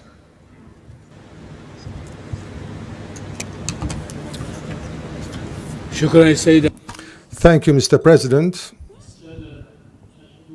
Thank you, distinguished guests. Ladies and gentlemen, good morning to you all. I'd like to thank all the panelists and speakers, and I'd like to share with you some of success stories that we had. I represent the Arab Center for Dry Lands, AXAD. It is one of the Arab League organizations which works in combating desertification in the Arab region entirely, particularly combating the expansion of sands and reducing sandstorms. I'll talk very briefly about one of our success stories in dealing with local organizations in combating sand expansion and sand storms in northern Kordofan region in Sudan. This is a region that is called Jomota. People in this region used to suffer from expansion of sands affecting their schools, homes, and different institutions. Residents request us to help them put an end to the expansion of sands, and we responded favorably to their call. They participated meaningfully in the mechanical stopping of sand expansion together with awareness campaigns and reinforcing dialogue on this topic. These activities saw the participation of all civil society organizations, including men and women and children. They worked for 2 years, culminating in the stopping of sands and reduction of sandstorms. This activity spanned the period from 2006 up until 2008. I had the opportunity to visit this region in 2018. I saw firsthand that the region has turned green yet again, and that the local people are continuing the cultivation and planting of trees, particularly gum trees. One of the elderly went so far as to build a cabin there and died and was buried in that region. So people, now his son Bashar has succeeded him in his work. This experience has been replicated in 6 neighboring villages, thanks to the work of local organizations relying on our center's approach in combating desertification and reducing sandstorms. Mr. President, one of the most important lessons that were learned is that undoubtedly there won't be sustainability of projects of combating desertification without the participation of local organizations. So let's work to further their contribution in this field. And thank you, Mr. President. Thank you very much, ACSAD representative. Now the floor is for United States. United States, you have the floor. Thank you, Chair. And I would like to express our sincere thanks and for the many speakers this morning. I think we had an amazingly rich discussion and a lot of lessons learned. I'd say the panels really enforced the ground-up nature of our convention and made tangible the focus of our work. And it's really important to have these sessions so that we can all hear what's happening on the ground. Some of the solutions, I mean, what was said, the solutions were varied, locally driven, and relevant. And we need to remember that solutions and approaches are varied, and we need to ensure that we incorporate that into our decisions and that we really value that distinct local and very targeted nature of some of these solutions. I think what was stressed was that success incorporates traditional knowledge and innovation, and I really welcome the panel of youth and elders and reinforce the need to work together to evolve our solutions. The role of women and youth was very strong, and we all need to ensure that that continues to be grown and fostered. These are all aspects that we encourage in my agency in our programming, and it is the CSOs who have the local knowledge and workable solutions that makes these programs successful, and really appreciate the work of this that was discussed today, and we look forward to having more of these sessions at this meetings. Thank you. Thank you very much, United States. So now we give the floor to ALCO representative, IGU. I'm sorry, I think I pressed the wrong mic. It's the Holy See. Can I change that?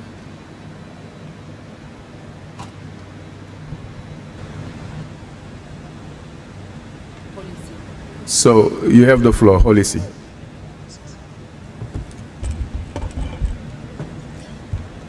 Yeah, sorry for that. Okay, so I'm Professor Luke Mendes. I'm representing the Holy See, which is the Vatican. I want to inform the delegates. Thank you, Chair, for your patience and for the mic, for the floor. I'd like to inform the delegates and everyone present in this room that the foundation of Pope John Paul II, which has been working in the Sahel region since 1984, it's for tackling desertification, and this foresight of Pope John Paul after seeing the suffering in that area, this foundation has many beneficiaries, mostly 9 countries. I'd like to read those countries out, which is Burkina Faso, Cape Verde, Gambia, Guinea-Bissau, Mali and Mauritania, Niger, Senegal and Chad. And most of these recipients include communities of all backgrounds and religions and traditions. So also what we have learned from the many years of working here is through experience that indigenous knowledge and systems in partnership with science does have positive results. So it's indigenous knowledge in partnership with science does have positive results. We have been using this method of learning also in all our educational institutes, and we have partnered, since we are gender sensitive, we have partnered with UNICEF and also conducted training programs for women with regards to most of the countries, that is Asia and Africa. In India right now we are running a program that trains all communities in eco-consciousness, how to discover self with spending time with Mother Nature. And many communities have responded positively. We are also looking at eco-consciousness in the tribal area, where tribals are encouraged to, or the indigenous are encouraged to go back to nature instead of migration. So if the heart changes, everything else changes. And so finally I would like to say that all these programs are scientific and focuses on local knowledge. Local knowledge is not disrespected, it is very much respected. They go hand in hand with science, and that knowledge is shared across Africa and Asia. So in this new project that we are doing with following Pope Pope Francis, his book called the Laudato Si. It's called the Laudato Si in Continuum, the Asian Outreach. So we're reaching 11 Asian countries in focusing on eco-consciousness and reversing land degradation.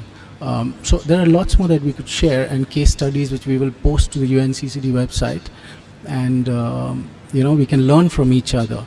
But bottom line is, indigenous knowledge has provided a lot of solutions in accordance with, hand in hand, in partnership with scientific knowledge.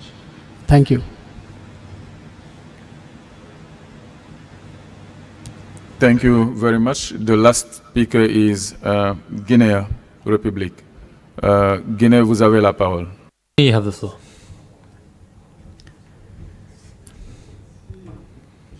Thank you, moderator. Please allow me to begin by congratulating all of the speakers. I congratulate them on the high quality of their presentations. I'd also like to take this opportunity to thank and congratulate the Secretariat of the Convention that has fully understood the role played by civil society organizations in terms of the implementation of the Convention. In Guinea, civil society organizations are involved in activities to raise awareness, to provide information, and to communicate with people.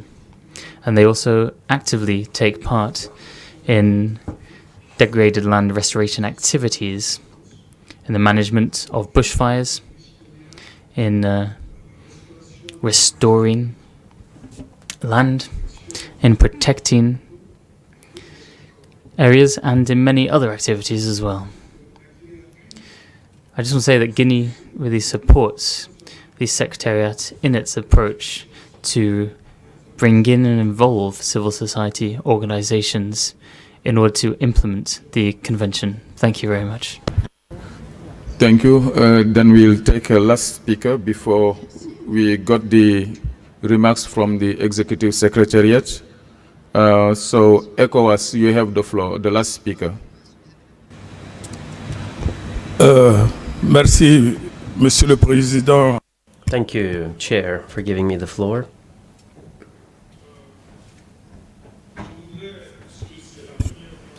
Well, since this is the first time that we are taking the floor, we would like to thank India for a perfect organization of this meeting. I would like to thank and congratulate the Secretariat, headed by Mr. Ibrahim Tiao, on the organization of this particular session. This is a very important session.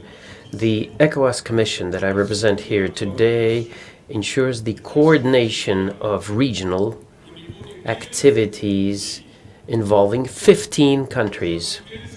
We have 15 countries parties to this convention. And what is even more important is that at our level, we are in a position to push governments towards combating desertification with the involvement of all stakeholders. I listened carefully to the different statements, and the role of civil society organizations is undeniable. We have clearly heard about how much they can contribute, and we have seen the results. their involvement, and I'm talking about the involvement of civil society, should be simply strengthened. And this is where we can establish true cooperation with civil society on the basis of a formal framework for cooperation. We need memorandums of cooperation with civil society, and what also would likely be required is to ensure that projects that are being implemented through the use of national funds and also through the use of funds provided by development partners, it is necessary to ensure that in the implementation of these projects, I repeat, we should involve civil society as full-fledged participants. I have seen the direct involvement of civil society through the production of goods and implementation of different projects, and I can simply say that the results obtained were striking, and it is up to governments to use this contribution from civil society and apply it at the national level. And if the budgets for such type of work is included in national budgets, then quite naturally we will be successful in this work, and the combat against desertification and land degradation should be carried out with the full involvement of these actors.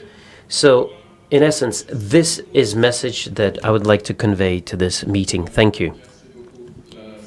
Thank you, ECOWAS. Now, we'll like to hear from the Executive Secretary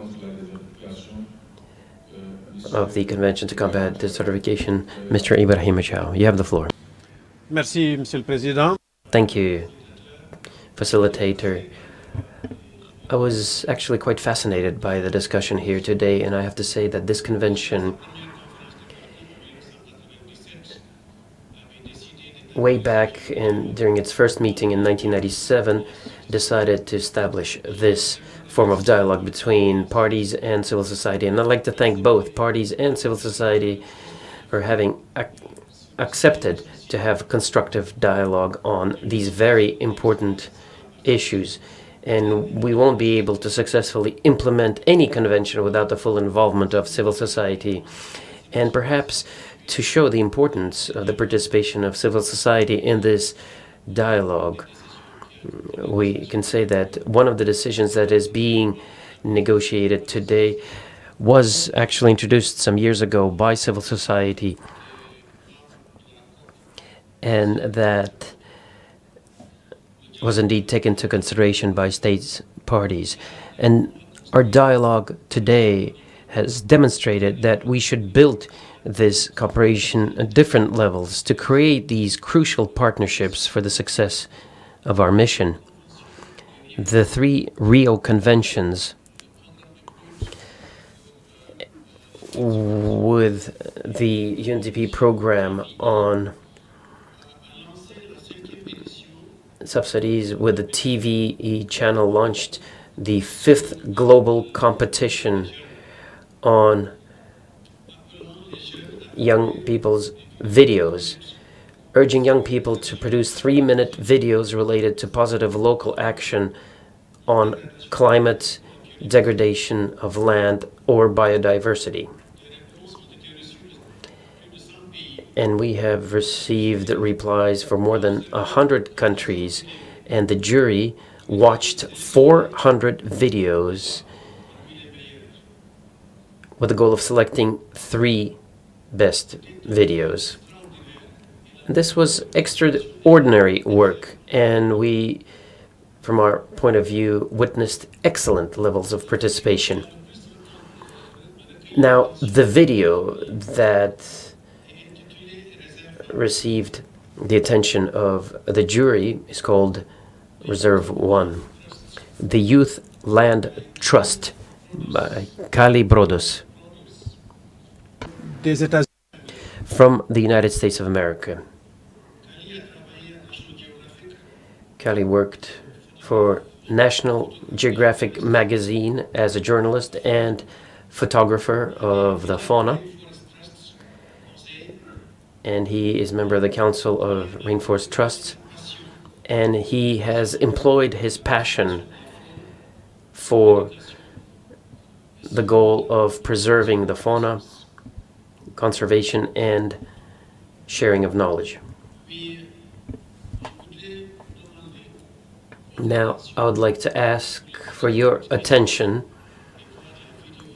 for the 3 upcoming minutes to watch the video that was selected by the jury. When my sister learned that she had what doctors termed an aggressively fatal cancer, what seemed to frustrate her most was her powerlessness. Finley knew the Earth was in trouble, perhaps as much trouble as she herself was in, and fighting the mounting pressures on the planet would be harder from a hospital bed.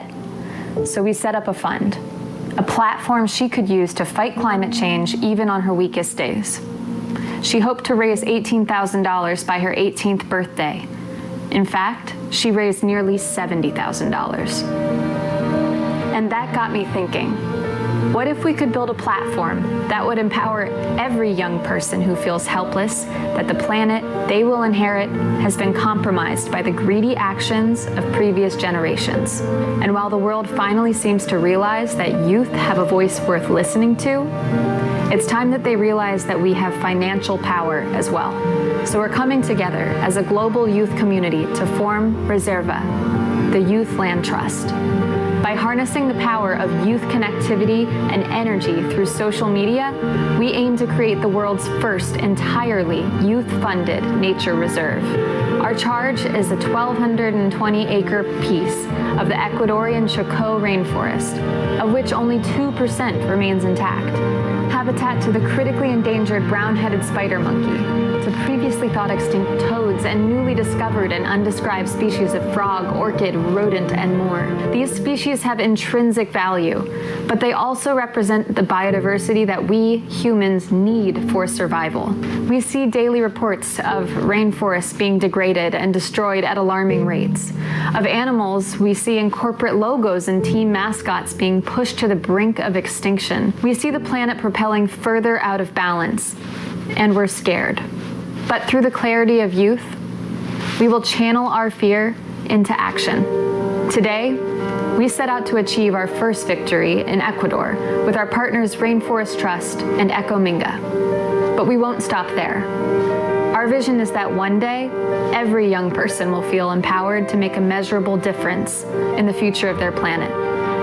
And we will continue creating youth-funded reserves until every wild species is protected from the unnecessary threat of extinction. I believe that youth, if given the platform, can bring the planet back into balance. Because I have seen firsthand what happens when one kid is given that chance.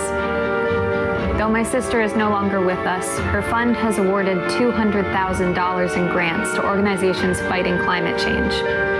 That was one young person. There are 3.5 billion of us.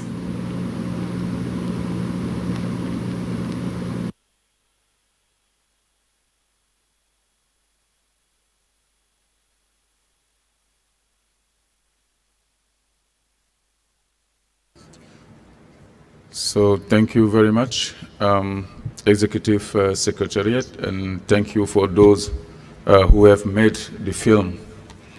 Allow me, before coming to the key messages, to thank the main speakers of the first sessions and the second sessions, and for all those who contribute to the successful, to allow us to have a successful day.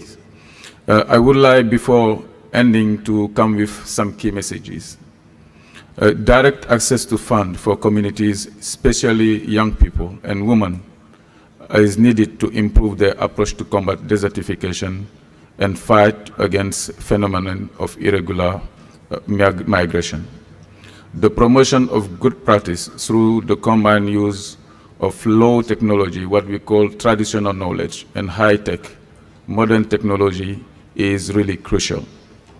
Securing land for the benefit of young people and women to encourage and recognize their contribution to land restoration. Migration is closely linked to the low income from agricultural sector and to land degradation caused by unsustainable land use practice. Strong and interlinked cooperation among CSOs, business, government, and local stakeholders is crucial for sustainability of people and land. So these are the key messages that I got from what we have done all these days. So I will hand over to the chair for his conclusion. Chair.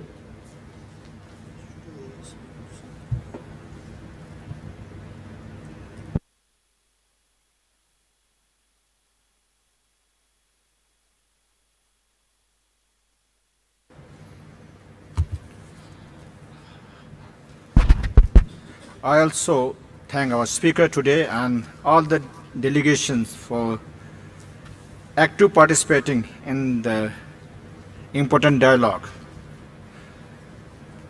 Let me share a few reflections with you on this occasion. Ladies and gentlemen, after hearing the distinguished speakers this morning, I have been highly enlightened by the works of civil society organizations and issue of intergenerational cooperation. It is necessary to broaden the perspective, including the other way of seeing land management. Intergenerational cooperation has fundamental role in the perspective of land management according to their environmental and cultural conditions. The knowledge of the adult and youth and young people has to come together to achieve land restoration, traditional knowledge articulated through innovation. There are many success stories implemented by CSO for land restoration, green jobs in rural area, which need to be supported, replicated, and could be a motivation for the people to remain in their own country.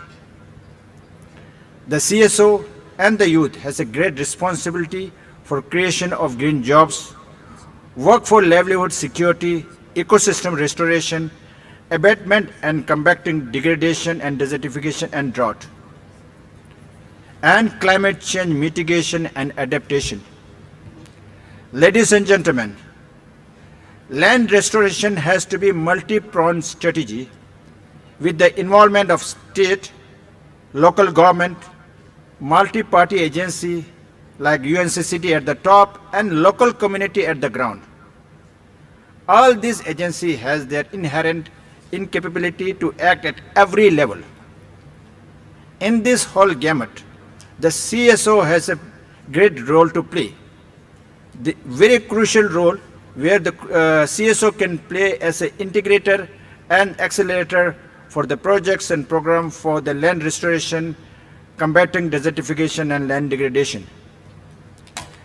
CSO has some advantages which must be upscaled, especially the ability to innovation, transparency, efficiency, and to act as a bridge between the policymaker and local communities. After hearing the success stories from the 5 regions of the country whole and from the individuals,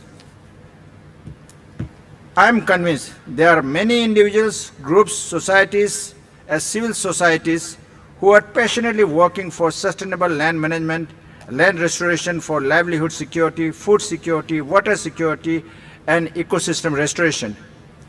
I am sanguine that with their effort, the world will be a better place to live in.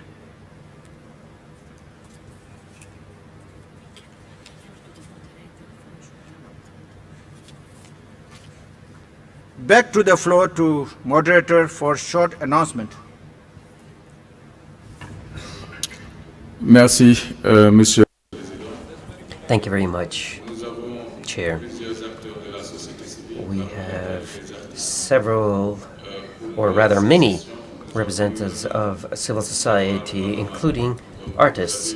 And we have the honor to have Mr. Baba Mal here with us. And you already have seen him here during the high-level segment. And now Baba Mal, he will be performing a song that pays tribute to the generosity, paying tribute to Father Baba Mar Ayar.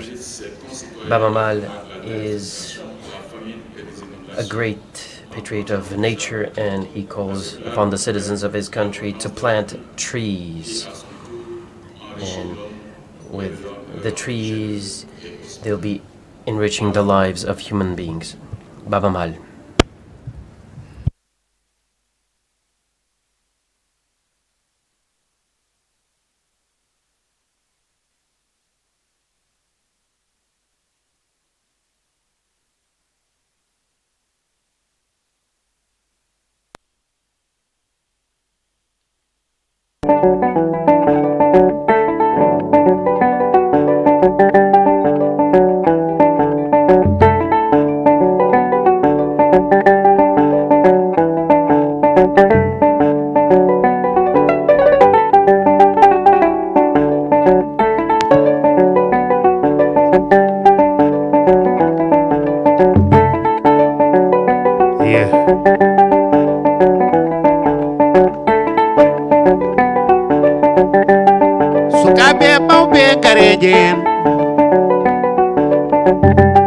Kotoimen for your awleke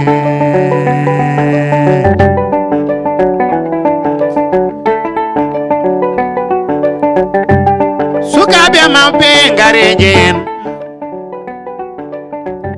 Kotoimen for your awleke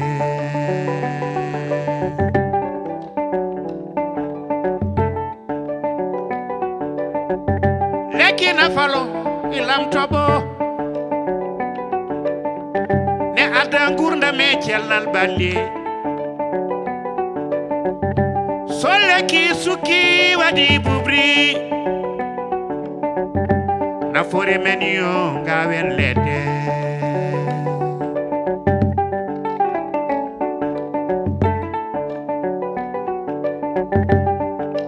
Babo Omar Bayal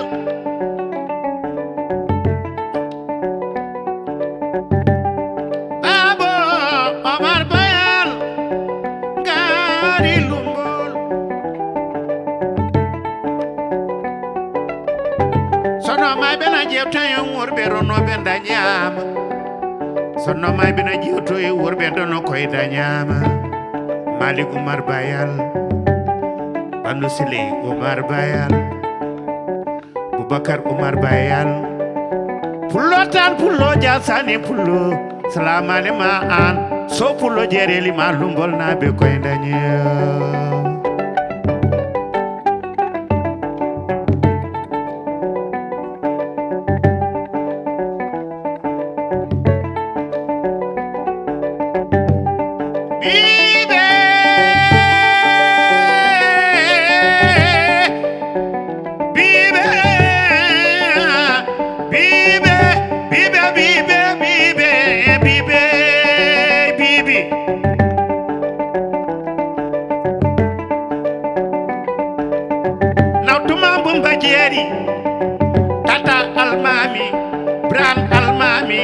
Rakiyatu almami defa almami ibra almami tayfur abdul ibra almami won bara wale jam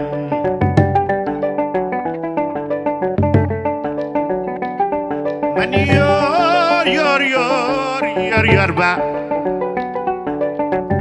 yor ba cetwa wono yor ba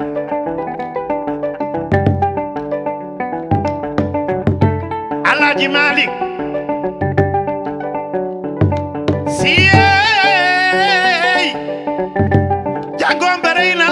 Jadairir Sikala wolu dona nambar Cheikh Tidiane Ibrahima Bemi Ibrahima Ibrahima bimi Ibrahima ciao mimi wotude wolde hatta mananede bimi Ibrahima natuma fanay ndoro galle Allah wudide bumboy rasin wurama kam caaje jamre Allah assalamu alaikum Ibrahima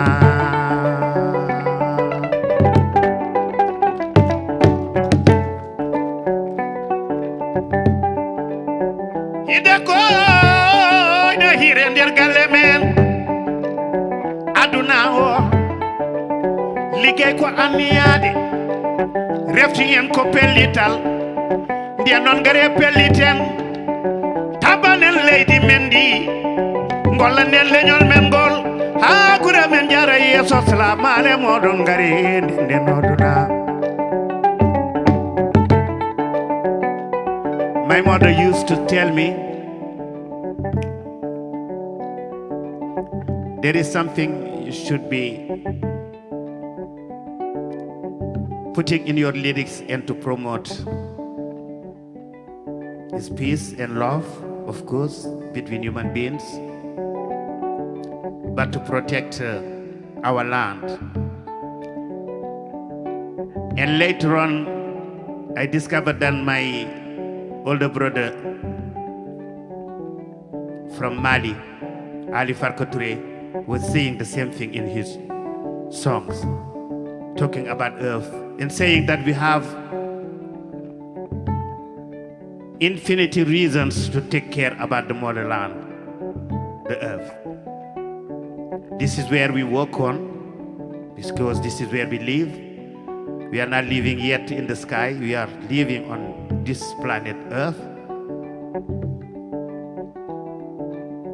On the earth, this is where we build our houses to put in our families and to rise up our children.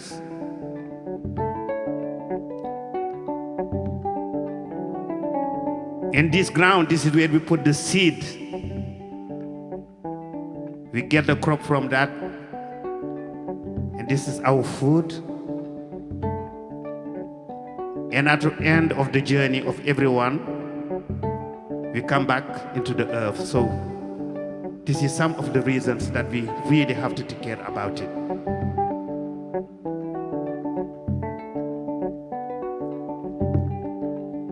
Sulla yaay maye sulla mere damoo ko bula bayi maye bula mere damoo ko loo liggéey yaa ko moom juddu bu rey ndey ak baay la bilaay fayda boromam xale Afrika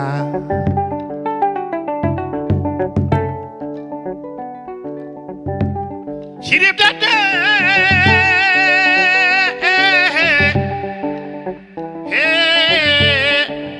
Africa say inna ma jam lan lay berndam doy li nga gami mi joji musikodomi mi hamto mi sabito mi jo hanki mama mi tawaka hanki ma sangay sangaji de kolli koy mbelimbe bani jamaji dingre bombe sagatabe oh Africa hide koy na hire nder India Salam alaikum ari ki kesh marawale jam chere chere ay nimma sembara nadia jalia jalia ay nimma sembara nadia jalia jalia ay nimma sembara nadia let's go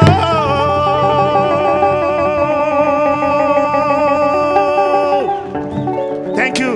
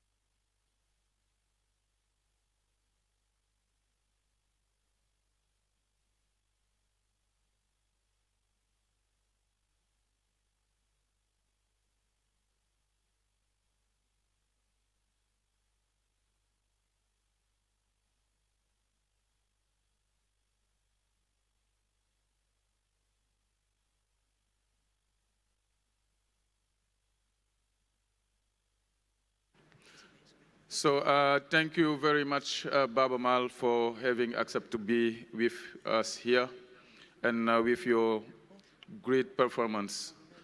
So I would like at the end of the chair close the session to invite our friends CSOs to come here for a group photos.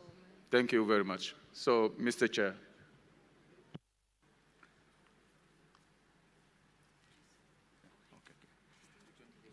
Distinguished delegates, we have now come to the end of our second open dialogue on the inclusion of activities of civil society organization within the official program of work. Before adjourning, I would like to invite Secretary to make some announcement concerning the work of the conference. Thank you, sir. We would like to inform delegates that the CRIC contact group will convene this afternoon from 2 to 3 p.m. in MET 18. For the Committee of the Whole, CRIC, and ensuing COP plenary meeting scheduled tomorrow, 12 September, delegates are invited to kindly check tomorrow's journal and the information that will be posted on the electronic boards in the conference center and on the UNCCD app. Thank you. There's another announcement from the Government of India. All respected delegates are requested to join for a reception with a high tea being organized by the Ministry of Environment and Forest, Climate Change, Government of India today at 6 p.m. in hall number 7, ground floor. All are cordially invited on this occasion. Thank you. Thank you, Secretariat. This meeting is adjourned.